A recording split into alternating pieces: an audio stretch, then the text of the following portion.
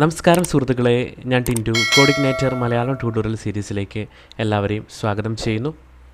കോഡിഗ്നൈറ്റർ എന്ന് പറയുന്നത് ഒരു MVC ഫ്രെയിംവർക്കാണ്. അത് PHPയിൽ ക്രിയേറ്റ് ചെയ്തിട്ടുള്ള ഒരു MVC ഫ്രെയിംവർക്കാണ്.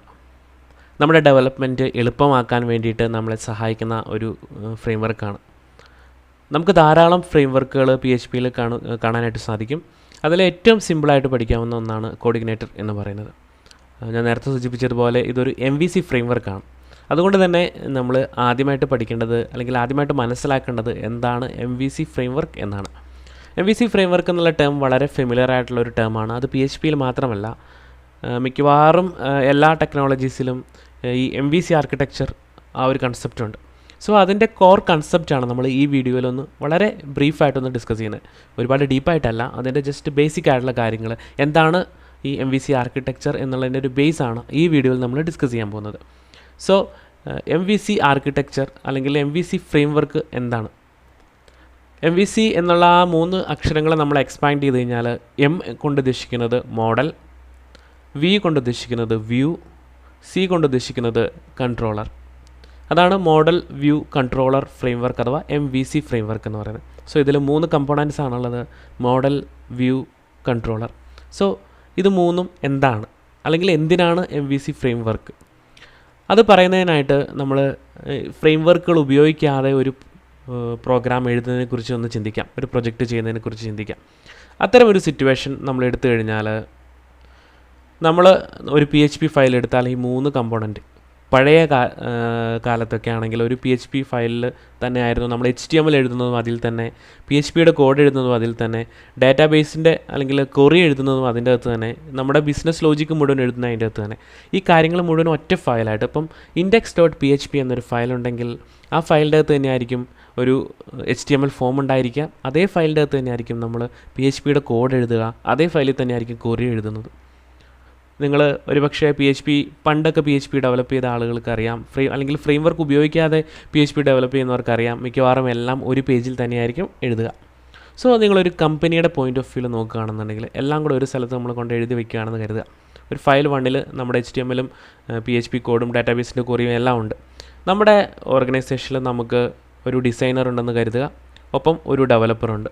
അപ്പോൾ ഡിസൈനർക്ക് ചെയ്യേണ്ടത് എന്താണ്? HTML, CSS, JavaScript ആണ് ഡിസൈനർക്ക് ചെയ്യേണ്ടത്. അത് വെച്ചിട്ടാണ് ഡിസൈനർ ഡിസൈൻസിൽ മോഡിഫിക്കേഷനും കാര്യങ്ങളൊക്കെ വരുത്തുന്നത്. ഡെവലപ്പർക്ക് വർക്ക് ചെയ്യേണ്ട ഒരുപക്ഷെ PHPയിലായിരിക്കാം അല്ലെങ്കിൽ ഡാറ്റാബേസിലായിരിക്കാം. അപ്പോൾ ഈ ഡിസൈനറും ഡെവലപ്പറും രണ്ടുപേരും വർക്ക് ചെയ്യുന്ന എന്തിലായിരിക്കും? ഒരേ ഫയലിലായിരിക്കും. ഡിസൈനറും വർക്ക് ചെയ്യുന്ന ഫയലിൽ PHP ഉണ്ട്, ഡാറ്റാബേസിൻ്റെ ക്വറിയുണ്ട്, ലോജിക്കുണ്ട്. ഡെവലപ്പർ വർക്ക് ചെയ്യുന്ന അതേ ഫയലിൽ തന്നെ വീണ്ടും PHPയുടെ കോഡുണ്ട്, ക്വറിയുണ്ട്, ലോജിക്കുണ്ട്. ഇതിൽ വലിയൊരു സെക്യൂരിറ്റി ഇഷ്യൂ ഉണ്ട്. കാരണം ഒരു ഡിസൈനർ ഒരിക്കലും നമ്മുടെ ബിസിനസ് ലോജിക്ക് അറിയേണ്ട ആവശ്യമില്ല. ഡിസൈനറിൻ്റെ പർപ്പസ് എന്താണ്? ജസ്റ്റ് അവർ പറയുന്ന ഡിസൈൻ ഉണ്ടാക്കി കൊടുക്കുക എന്ന് മാത്രമാണ്. അതിൻ്റെ അകത്ത് എന്താണ്, അതിൻ്റെ അകത്ത് നടക്കുന്ന ഓപ്പറേഷൻസ് എന്താണ്, അതിൻ്റെ അകത്ത് നടക്കുന്ന ലോജിക്ക് എന്താണെന്നുള്ള കാര്യം ഡിസൈനർ അറിയേണ്ട കാര്യമില്ല. പക്ഷേ ഇങ്ങനൊരു അപ്രോച്ച് നമ്മൾ ചെയ്ത് കഴിഞ്ഞാൽ ഡിസൈനർക്കും ഡെവലപ്പർക്കും അല്ലെങ്കിൽ ഈ ഫയലിൽ വർക്ക് ചെയ്യുന്ന മുഴുവൻ ആളുകൾക്കും മനസ്സിലാവും ഇതിൻ്റെ അകത്ത് എന്താ നടക്കുന്നതെന്നുള്ളത്. സോ അതൊരു വലിയ സെക്യൂരിറ്റി പ്രോബ്ലമാണ്. സോ ഇതിനെ ഓവർകം ചെയ്യാൻ വേണ്ടിയിട്ട് നമ്മൾ ഇതിനെ ഒന്ന് ബ്രേക്ക് ചെയ്തു. ഇത് എല്ലാം കൂടെ ഒരു സ്ഥലത്ത് എഴുതുന്നതിന് പകരമായിട്ട് നമ്മൾ ഓരോ കാര്യങ്ങളും സ്പ്ലിറ്റ് ചെയ്യാൻ തുടങ്ങി. അതായത് ഡിസൈനെയും ലോജിക്കിനെയും തമ്മിൽ നമ്മൾ സ്പ്ലിറ്റ് ചെയ്യാൻ തുടങ്ങി. സോ ഇതേ ഒരു ഫയലിനെ തന്നെ നമ്മൾ 2 ഫയലായിട്ട് സ്പ്ലിറ്റ് ചെയ്യുകയാണ്. ഒന്നാമത്തെ ഫയൽ എന്ന് പറയുന്നത് യൂസർ ഇൻ്റർഫേസിന് വേണ്ടിയിട്ടുള്ളതാണ്. യൂസർ ഇൻ്റർഫേസ് എന്ന് പറയുന്നത് യൂസർ കാണുന്ന, അതായത് ഡിസൈൻ പാർട്ട് മാത്രമാണ്. പിന്നെ ഡാറ്റാബേസ് അല്ലെങ്കിൽ ബിസിനസ് ലോജിക്കുമായിട്ട് ബന്ധപ്പെട്ട കാര്യങ്ങൾ നമ്മൾ സെപ്പറേറ്റ് ചെയ്തു. അപ്പോൾ യൂസർ ഇൻ്റർഫേസ് വേറെ, ഡാറ്റാബേസിൻ്റെ ലോജിക്ക് വേറെ, 2 ഫയലിലായിരിക്കും കിടക്കുക. അപ്പോൾ ഡിസൈനർക്ക് വർക്ക് ചെയ്യണം എന്നുണ്ടെങ്കിൽ ഡിസൈനർക്ക് യൂസർ ഇൻ്റർഫേസിൽ വർക്ക് ചെയ്യാം, ഡെവലപ്പർക്ക് ഈ ബിസിനസ് ലോജിക്കിൽ വർക്ക് ചെയ്യാം. അപ്പോൾ ബിസിനസ് ലോജിക്ക് എന്താണ്, ഡാറ്റാബേസ് എന്താണെന്നുള്ളത് ഡിസൈനർ അറിയുന്നില്ല. ഓക്കെ, സോ ഇതാണ് ഇതിൻ്റെ ഏറ്റവും വലിയ അഡ്വാൻറ്റേജ് എന്ന് പറയുന്നത്, ഈ സെപ്പറേഷൻ. അതായത് നമ്മുടെ പ്രസൻറ്റേഷനും, അതായത് വ്യൂവിനെയാണ് നമ്മൾ പ്രസൻറ്റേഷൻ എന്ന് പറയുന്നത്, അതായത് പ്രസൻറ്റ് ചെയ്യുന്ന, യൂസറിൽ പ്രസൻറ്റ് ചെയ്യുന്ന കാര്യം. ഈ പ്രസൻറ്റേഷനെയും ലോജിക്കിനെയും തമ്മിൽ സെപ്പറേറ്റ് ചെയ്യുക എന്നതാണ് MVC ആർക്കിടെക്ചറിൻ്റെ ഏറ്റവും വലിയ എയിം എന്ന് പറയുന്നത്. സോ എന്താണ് MVC എന്ന് ചോദിച്ചു കഴിഞ്ഞാൽ അതൊരു സോഫ്റ്റ്വെയർ ഡിസൈൻ പാറ്റേൺ ആണ്. സോഫ്റ്റ്വെയർ ഡെവലപ്പ് ചെയ്യാനായിട്ട് സഹായിക്കുന്ന ഒരു പാറ്റേൺ ആണ് MVC എന്ന് പറയുന്നത്. അതുപോലെ തന്നെ അത് ബിസിനസ് ലോജിക്കും UI അഥവാ യൂസർ ഇൻ്റർഫേസും സെപ്പറേറ്റ് ചെയ്യുന്നു എന്നുള്ളതാണ്. ഇതാണ് ഇതിൻ്റെ കോർ ഐഡിയ എന്ന് പറയുന്നത്. അപ്പോൾ എന്താണ് MVC എന്ന് ചോദിച്ചാൽ ഇതിന് വേണ്ടിയിട്ടാണ്. നമ്മുടെ ലോജിക്കിനെയും പ്രസൻറ്റേഷനെയും അഥവാ യൂസർ ഇൻ്റർഫേസിനെയും സെപ്പറേറ്റ് ചെയ്യാൻ വേണ്ടിയിട്ടുള്ള ഒരു പാറ്റേൺ ആണ് MVC എന്ന് പറയുന്നത്. അപ്പോൾ MVCയിൽ 3 ഘടകങ്ങളുണ്ട്. നമ്മൾ നേരത്തെ പറഞ്ഞ പോലെ ഒന്നാമത്തെ മോഡൽ. അപ്പോൾ മോഡൽ എന്ന് പറയുന്നത് എന്താണ്? മോഡൽ എന്ന് പറയുന്ന വാക്ക് ശരിക്കും ഡാറ്റയുമായിട്ട് ബന്ധപ്പെട്ടാണ് ഇരിക്കുന്നത്. അപ്പോൾ മോഡൽ എന്ന വാക്ക് MVC ആർക്കിടെക്ചർ കേട്ടാൽ അപ്പം മനസ്സിലാക്കണം ഇതിന് ഡാറ്റയുമായിട്ട് ബന്ധമുണ്ട്. ഡാറ്റാബേസ് എന്നാണ് പൊതുവെ ആളുകൾ പറയാറ്, പക്ഷേ ഡാറ്റാബേസ് എന്നല്ല, ഡാറ്റയുമായി ബന്ധപ്പെട്ട കാര്യങ്ങൾ. അതിന് നമ്മൾ ഏറ്റവും കൂടുതൽ ഒരു ആപ്ലിക്കേഷന് ഡാറ്റ നമ്മൾ എടുക്കുന്നതും അല്ലെങ്കിൽ ഡാറ്റ റിട്രീവ് ചെയ്യുന്നതും സ്റ്റോർ ചെയ്യുന്നതുമൊക്കെ DBMSൻ്റെ അകത്താണ്. അതുകൊണ്ട് തന്നെ അല്ലെങ്കിൽ ഡാറ്റാബേസിൻ്റെ അകത്താണ്. അതുകൊണ്ട് തന്നെ മോഡൽ എന്ന് പറയുമ്പോൾ മിക്കവാറും കേസിലും അത് ഡാറ്റാബേസുമായിട്ട് ബന്ധപ്പെട്ട് നിൽക്കുന്ന കാര്യങ്ങളായിരിക്കും. അപ്പോൾ ഡാറ്റ സ്റ്റോർ ചെയ്യുക, ഡാറ്റ റിട്രീവ് ചെയ്യുക, അല്ലെങ്കിൽ ഡാറ്റ സെർച്ച് ചെയ്തെടുക്കുക, അതുമായിട്ട് ബന്ധപ്പെട്ട കാര്യങ്ങളാണ് മോഡലിൻ്റെ റെസ്പോൺസിബിലിറ്റി എന്ന് പറയുന്നത്. അപ്പോൾ ഇത് ഏറ്റവും ക്രൂഷ്യലായിട്ടുള്ള ഭാഗമാണ്. MVC ആർക്കിടെക്ചറിലെ മോഡൽ കൊണ്ട് ഉദ്ദേശിക്കുന്നത് മോഡലിൻ്റെ അകത്താണ് ശരിയായ ബിസിനസ് ലോജിക്ക്. ഉദാഹരണത്തിന് എനിക്ക് ലോഗിൻ ചെയ്യണം എങ്കിൽ ഈ ലോഗിൻ ചെയ്യുന്ന എന്തൊക്കെ പ്രൊസീജിയറാണോ നടക്കുന്നത് എന്നുള്ളത് അത് മോഡലിൻ്റെ അകത്തായിരിക്കും ഉണ്ടാകുക.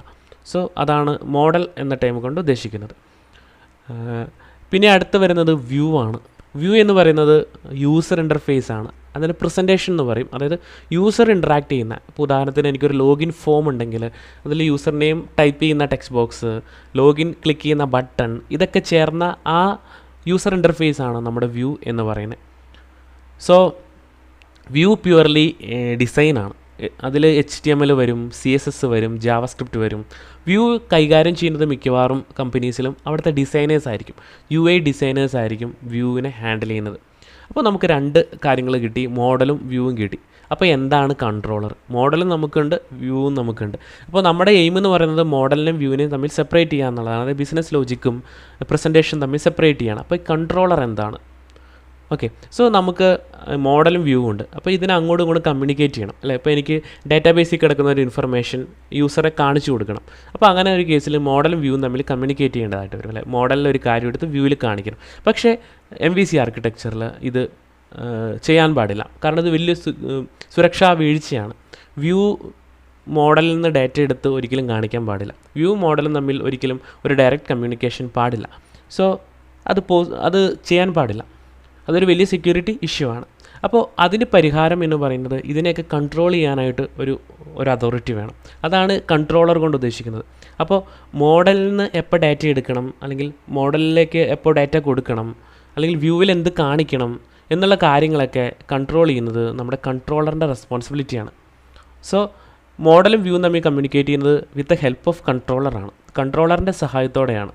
അപ്പോൾ മോഡലും കൺട്രോളറും തമ്മിൽ കമ്മ്യൂണിക്കേറ്റ് ചെയ്യുന്നുണ്ട്, അതുപോലെ കൺട്രോളറും വ്യൂവും തമ്മിൽ കമ്മ്യൂണിക്കേറ്റ് ചെയ്യുന്നുണ്ട്. സോ ഇതാണ് അതിൻ്റെ കൺസെപ്റ്റ് എന്ന് പറയുന്നത്. അപ്പോൾ കൺട്രോളർ എന്താണെന്ന് ചോദിച്ചാൽ, കൺട്രോളറാണ് ഈ ത്രൂ ഔട്ട് ഒരു MVC ആർക്കിടെക്ചറൽ ആപ്ലിക്കേഷൻ്റെ കൺട്രോള് ഈ കൺട്രോളറിൻ്റെ കയ്യിലാണ്. അതായത് ഒരു റിക്വസ്റ്റ് വന്നു കഴിഞ്ഞാൽ അതുമായി ബന്ധപ്പെട്ട എല്ലാ കാര്യങ്ങളും എന്ത് ചെയ്യണമെന്ന് തീരുമാനിക്കുന്നത് കൺട്രോളറാണ്. കുറച്ചുകൂടെ എളുപ്പത്തിന് മനസ്സിലാകാൻ വേണ്ടിയിട്ട് നമുക്കൊരു എക്സാമ്പിൾ നോക്കാം. ഉദാഹരണത്തിന് ഞാനൊരു എക്സാമ്പിൾ നോക്കുകയാണ് ഒരു ലോഗിൻ ചെയ്യാനായിട്ട്. അപ്പോൾ ഞാൻ എൻ്റെ വെബ്സൈറ്റിൽ ലോഗിൻ എന്നുള്ളൊരു URL ടൈപ്പ് ചെയ്യുകയാണ്.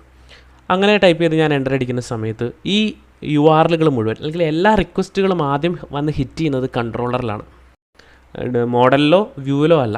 അപ്പോൾ കൺട്രോളർ അറിയാതെ ഒരു കാര്യം ഇതിൻ്റെ അകത്ത് നടക്കില്ല. അപ്പോൾ ഡയറക്റ്റ് അത് വന്ന് കൺട്രോളറിനെയാണ് ഹിറ്റ് ചെയ്യുന്നത്. കൺട്രോളറിനെ ഹിറ്റ് ചെയ്യുമ്പം കൺട്രോളറിന് URL കാണുന്ന സമയത്ത് മനസ്സിലാവും ഇത് ലോഗിൻ ചെയ്യാനുള്ളതാണ്.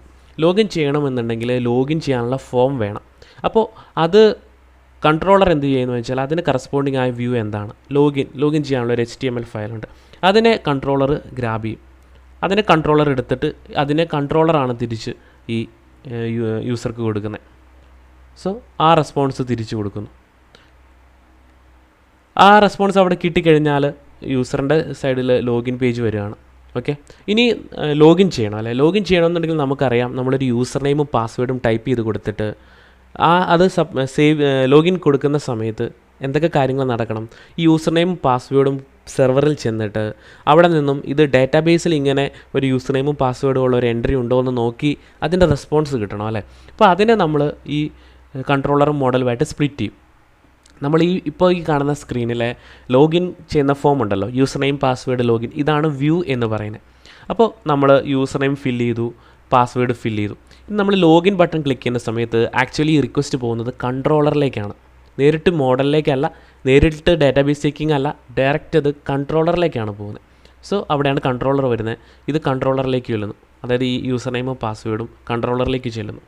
കൺട്രോളർ എന്ത് ചെയ്യുന്നു വെച്ചാൽ, കൺട്രോളർ നേരിട്ട് MVCയുടെ ആർക്കിടെക്ചറിൻ്റെ ഒരു പാറ്റേൺ വെച്ചിട്ട് കൺട്രോളർ ഡയറക്റ്റ് DBMSനെ ഹാൻഡിൽ ചെയ്യാറില്ല.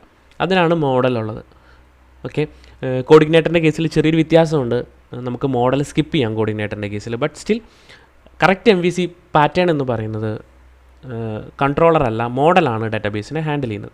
സോ കൺട്രോളർ യൂസർ നെയിം പാസ്വേഡും കിട്ടിക്കഴിഞ്ഞാൽ ലോഗിൻ ചെയ്യാനായിട്ടുള്ള ഒരു മോഡൽ ഉണ്ടാവും. ആ മോഡലിലേക്ക് ഈ യൂസർ നെയിം പാസ്വേഡും കൊടുക്കുകയാണ്.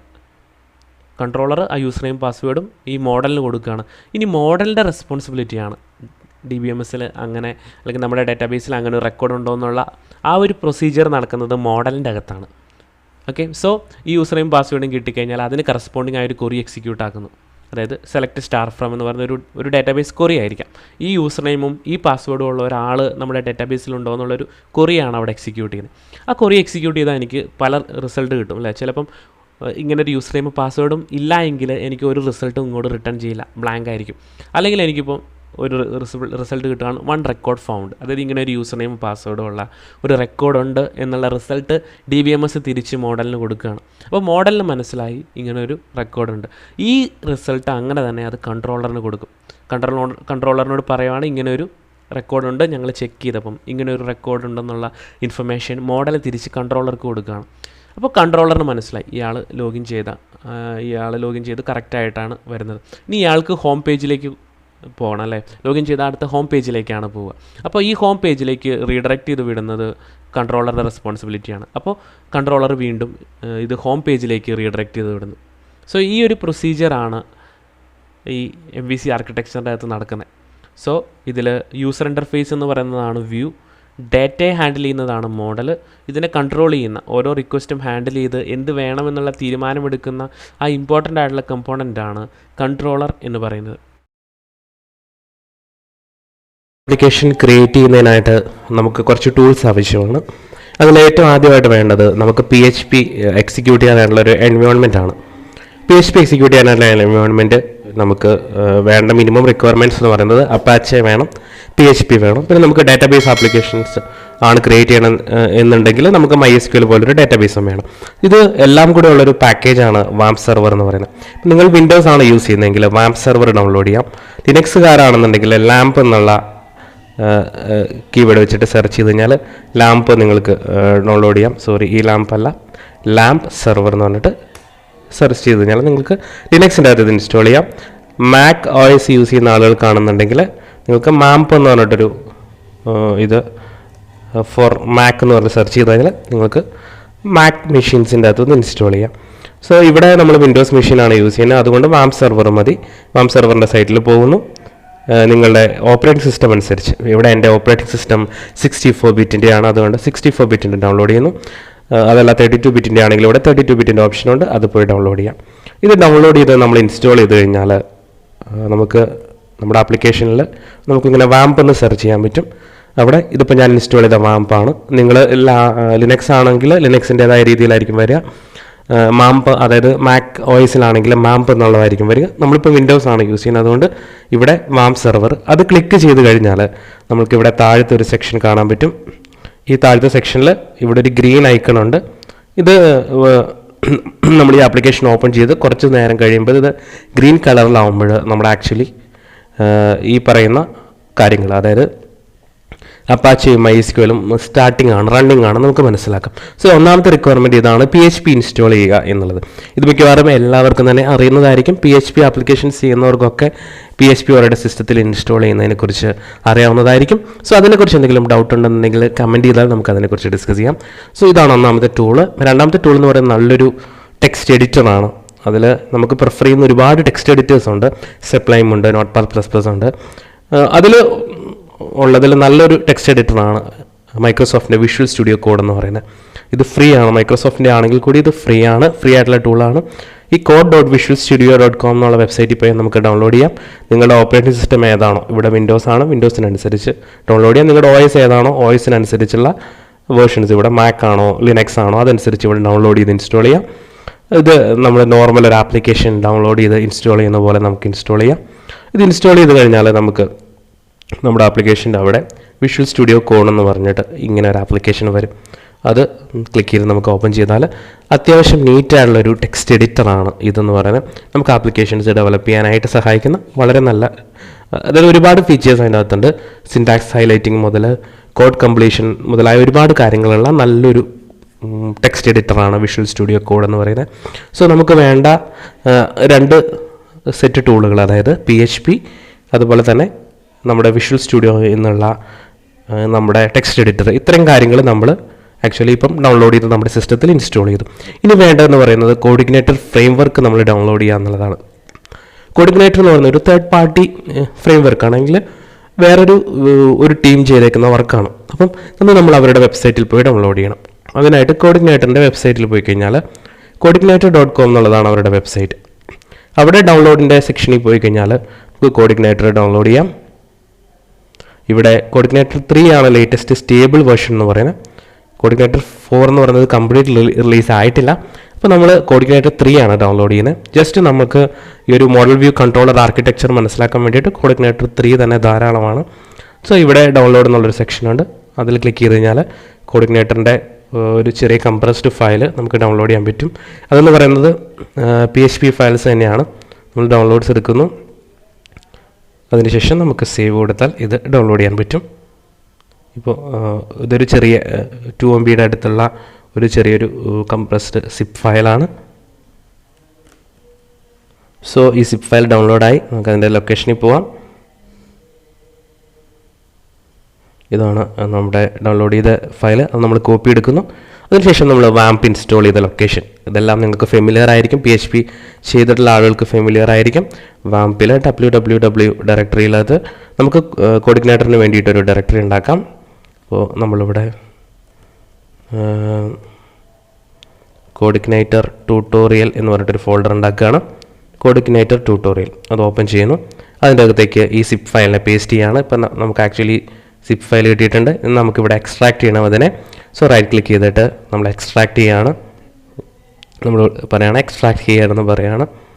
സോ ഇപ്പോൾ നമ്മൾ എക്സ്ട്രാക്ട് ചെയ്തു. നമ്മളിപ്പോൾ ഒരു എക്സ്ട്രാക്ട് ആയിക്കൊണ്ടിരിക്കുന്ന ഒരു ഫോൾഡറിൻ്റെ അകത്താണ് എക്സ്ട്രാക്ട് അയക്കുന്നത്. അപ്പോൾ നമുക്ക് ഈ ഫോൾഡറിൻ്റെ അകത്തുനിന്ന് ഈ ഫയൽ മുഴുവൻ എടുത്ത് പുറത്ത് കൊണ്ടുപോയിടാം. നമ്മളിത് മുഴുവൻ സെലക്ട് ചെയ്യുന്നു. അതിനുശേഷം ഇതിനെ കട്ട് ചെയ്തിട്ട് പുറത്ത് കൊണ്ടുപോയിടുവാണ്. കാരണം എന്താണെന്ന് വെച്ച് കഴിഞ്ഞാൽ നമ്മൾ ഈ ഫോൾഡറിൻ്റെ അകത്ത് വീണ്ടും ഒരു ഫോൾഡറിൻ്റെ ആവശ്യമില്ല എന്നുള്ളത് കൊണ്ട്. അതിനുശേഷം നമ്മൾ ഫോൾഡറിൻ്റെ പേര്, ഈ ഫോൾഡർ നെയിം, ഈ BCIT എന്നുള്ള ഫുൾ ഫോൾഡർ നെയിം ടൈപ്പ് ചെയ്ത് കൊടുക്കേണ്ടി വരും. അതുകൊണ്ട് തന്നെ നമ്മൾ ആ ഫോൾഡർ കളഞ്ഞിട്ട് അതിൻ്റെ ഫയൽ ഡിലീറ്റ് ചെയ്ത് കളയുന്നു. അതുപോലെ സിപ്പ് ഫയൽ ഇനി നമുക്ക് ആവശ്യമില്ല, അത് നമ്മൾ ഡിലീറ്റ് ചെയ്ത് കളയുന്നു. ഓക്കെ, ഇത്രയും ഡിലീറ്റ് ചെയ്ത് കഴിഞ്ഞ് ഇതിപ്പോൾ നമുക്ക് വേണ്ട ഫയലുകൾ മാത്രമാണ് ഇതിൻ്റെ അകത്തുള്ളത്. അത് വേറെ ഒന്നുമില്ല, നമ്മളത് എക്സ്ട്രാക്ട് ചെയ്തിട്ടുള്ള ഫയൽസ് മാത്രം ഇതിൻ്റെ അകത്ത് കൊണ്ടുപോയിട്ടു. അപ്പോൾ ആ സിപ്പ് ഫയൽ എക്സ്ട്രാക്ട് ചെയ്യുമ്പോൾ നമുക്ക് കിട്ടുന്ന ഇത്രയും കണ്ടൻറ്റാണ്. അതിപ്പോൾ കിടക്കുന്നത് കോഡിഗ്നേറ്റർ ട്യൂട്ടോറിയൽ എന്നുള്ള ഫോൾഡറിൻ്റെ അകത്താണ്. ഇനി നമ്മൾ നമ്മുടെ ബ്രൗസർ എടുത്തിട്ട് നമുക്ക് ഈ പറയുന്ന ലൊക്കേഷനിലേക്ക് നാവിഗേറ്റ് ചെയ്യാം. അതിനായിട്ട് നമ്മൾ നമ്മുടെ ക്രോം ബ്രൗസർ എടുക്കുകയാണ്. അതിനുശേഷം നമ്മൾ പറയുകയാണ് ലോക്കൽ ഹോസ്റ്റ് / നമ്മുടെ പേരെന്താണ്, കോഡിഗ്നേറ്റർ ട്യൂട്ടോറിയൽ എന്നാണ്. സോ കോഡിഗ്നേറ്റർ ട്യൂട്ടോറിയൽ എന്നുള്ള അഡ്രസ്സ് അടിക്കുകയാണ്.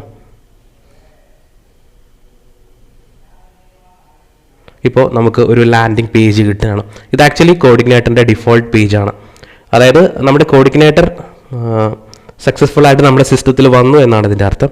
ഇതിൽ വേറെ ഇൻസ്റ്റലേഷൻ പ്രൊസീജിയർ ഒന്നുമില്ല, ജസ്റ്റ് നമ്മൾ ഫയലുകൾ കോപ്പി പേസ്റ്റ് ചെയ്യുന്നു. ബട്ട് മോഡേൺ ഫ്രെയിംവർക്ക്സ് ഒക്കെ നമ്മൾ ഇങ്ങനെ കോപ്പി പേസ്റ്റ് ചെയ്തല്ല ചെയ്യുന്നത്, നമ്മൾ കമ്പോസർ പോലുള്ള ടൂൾസ് യൂസ് ചെയ്തിട്ടാണ് ചെയ്യുന്നത്. ഇപ്പോൾ തൽക്കാലം നമുക്ക് ഏറ്റവും എളുപ്പത്തിൽ ഇത് പഠിക്കാൻ വേണ്ടിയിട്ട് നമ്മൾ ജസ്റ്റ് ഇത് കോപ്പി ചെയ്ത് പേസ്റ്റ് ചെയ്ത് യൂസ് ചെയ്യുന്നു എന്ന് മാത്രമേ ഉള്ളൂ. ഓക്കെ, സോ ഇത് കോഡിഗ്നേറ്ററിൻ്റെ ഒരു ബേസിക് ലാൻഡിംഗ് പേജാണ്. അപ്പോൾ ഈ പേജിലേക്ക് എങ്ങനെ എത്തി എന്നാണ് ഇനി നമുക്ക് നോക്കേണ്ടത്. ഇപ്പോൾ നോക്കിക്കഴിഞ്ഞാൽ നമ്മളിത് റൺ ചെയ്തു, നമുക്ക് കോഡിഗ്നേറ്ററിൻ്റെ വെൽക്കം പേജ് കിട്ടി. നോക്കിക്കഴിഞ്ഞാൽ അവർ കുറച്ച് ഡീറ്റെയിൽസ് ഇതിൻ്റെ അകത്ത് പറയുന്നുണ്ട്.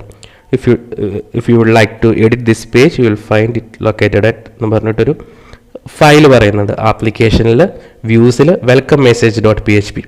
അതുപോലെ the corresponding controller for this page is founded എന്ന് പറഞ്ഞിട്ട് വേറൊരു ഫയൽ. ഇപ്പോൾ 2 ഫയലാണ് നമുക്കിവിടെ പറഞ്ഞേക്കുന്നത്.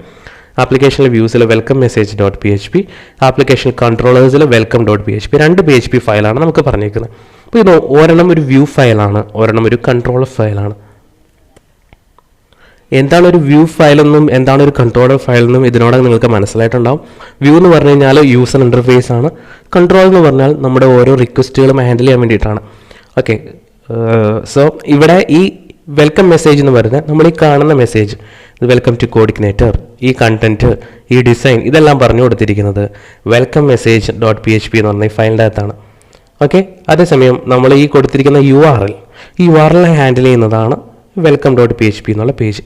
അപ്പോൾ നമുക്ക് നമ്മുടെ കോഡ് എഡിറ്റർ തന്നെ ഒന്ന് എടുക്കാം. കോഡ് എഡിറ്റർ എടുത്തിട്ട് നമുക്ക് ഈ ഫോൾഡർ ഒന്ന് ഓപ്പൺ ചെയ്യാം. ഓപ്പൺ ഫോൾഡർ കൊടുക്കുകയാണ്, ഫയലിൽ ഓപ്പൺ ഫോൾഡർ. അതിനുശേഷം നമ്മൾ ഏത് ഫോൾഡറിലേക്കാണ് ഈ കോഡിഗ്നേറ്റർ ഇൻസ്റ്റാൾ ചെയ്തത് നോക്കാം. കോഡിഗ്നേറ്റർ ട്യൂട്ടോറിയൽ എന്നുള്ള ഫോൾഡറാണ്, അത് ഓപ്പൺ ചെയ്യുന്നു, സെലക്ട് ഫോൾഡർ കൊടുക്കുന്നു. ഓക്കെ, ഇപ്പോൾ നമുക്ക് ആ ഫോൾഡർ ആയിരിക്കും നമ്മുടെ ഈ കോഡ് എഡിറ്ററിൽ ഓപ്പൺ ആവുക. ഇപ്പോൾ നമുക്ക് ആ എഡിറ്റിൻ്റെ അകത്ത് ഈ പ്രൊജക്റ്റിനകത്തുള്ള, അതായത് ആ ഫോൾഡറിൻ്റെ അകത്തുള്ള ഫോൾഡേഴ്സും സബ് ഫോൾഡേഴ്സും ഒക്കെ കാണാൻ പറ്റും. അപ്പോൾ ഇതിൽ സിസ്റ്റം എന്ന് പറയുന്നത് ആക്ച്വലി കോഡിഗ്നേറ്ററിൻ്റെ ഫ്രെയിംവർക്കിൻ്റെ ഫയൽസാണ്. നമ്മൾ ഈ സിസ്റ്റം എന്നുള്ള ഫോൾഡർ സാധാരണ ടച്ച് ചെയ്യുക പോലുമില്ല. ഇത് ആക്ച്വലി കോഡിഗ്നേറ്റർ ആപ്ലിക്കേഷനെ സപ്പോർട്ട് ചെയ്യാൻ വേണ്ടിയിട്ടുള്ള, അതായത് ഞാൻ പറഞ്ഞത് കോഡിഗ്നേറ്റർ ഒരു തേർഡ് പാർട്ടി ഈ എഴുതിയിരിക്കുന്നത്, അതായത് വേറെ കുറച്ച് ഡെവലപ്പേഴ്സ് എഴുതിയിരിക്കുന്നതാണ്. അവർ ആക്ച്വലി എഴുതിയിരിക്കുന്ന കോഡാണ് ഈ സിസ്റ്റം എന്നുള്ള ഈ ഫോൾഡറിൻ്റെ അകത്തുള്ളത്. അതിന് നമ്മൾ മോഡിഫൈ ചെയ്യേണ്ട ആവശ്യമില്ല. ഇതാണ് ഫ്രെയിംവർക്കിൻ്റെ കോർ ഫയൽസ്. നമ്മളെപ്പോഴും ഓക്കെ, അതൊന്നാമത്തെ ഫോൾഡർ. രണ്ടാമതൊരു ഫോൾഡർ യൂസർ ഗൈഡ് എന്നുള്ളതാണ്. ഇതെന്ന് പറഞ്ഞാൽ നമുക്ക് ഒരു ട്യൂട്ടോറിയൽ പോലെയാണ്. നമുക്ക് ഇതിൻ്റെ അകത്ത് യൂസർ ഗൈഡ് എന്നുള്ള ഈ ഫോൾഡറിൻ്റെ അകത്ത് പോയി കഴിഞ്ഞാൽ ഇതുമായിട്ട് ബന്ധപ്പെട്ട കോഡിഗ്നേറ്ററിൻ്റെ കുറേ ഇൻഫർമേഷൻസ് നമുക്ക് അറിയാൻ പറ്റും. അതായത് അതിൻ്റെ ഇതെങ്ങനെ ഉപയോഗിക്കണമെന്നുമായിട്ട് ബന്ധപ്പെട്ട കാര്യങ്ങളൊക്കെയാണ്, ഇൻസ്റ്റലേഷൻ. അപ്പോൾ നിങ്ങൾക്ക് ഇത് പഠിക്കാനായിട്ടുള്ളൊരു മാർഗ്ഗമാണ്, ഇതിൻ്റെ ഡോക്യുമെൻറ്റേഷനാണ് ഈ പറയുന്ന യൂസർ ഗൈഡ് എന്നുള്ള ഫോൾഡർ. അപ്പോൾ ഇത് രണ്ടും നമ്മൾ സാധാരണ നമുക്ക് ആവശ്യമുള്ള ഫോൾഡേഴ്സ് അല്ല. യൂസർ ഗൈഡ് പഠിക്കാൻ വേണ്ടിയിട്ട് ഉപയോഗിക്കാം. സിസ്റ്റം എന്നുള്ളത് ഇൻബിൽറ്റ് ആണ്, നമ്മളത് ടച്ച് ചെയ്തത് അതിൽ മോഡിഫൈ ചെയ്യുന്നത് ഒട്ടും നല്ല പ്രാക്ടീസ് അല്ല. പിന്നെ നമ്മൾ പ്രൊസീഡ് ചെയ്യുന്ന എപ്പോഴും ആപ്ലിക്കേഷൻ എന്നുള്ളൊരു ഫോൾഡറാണ്.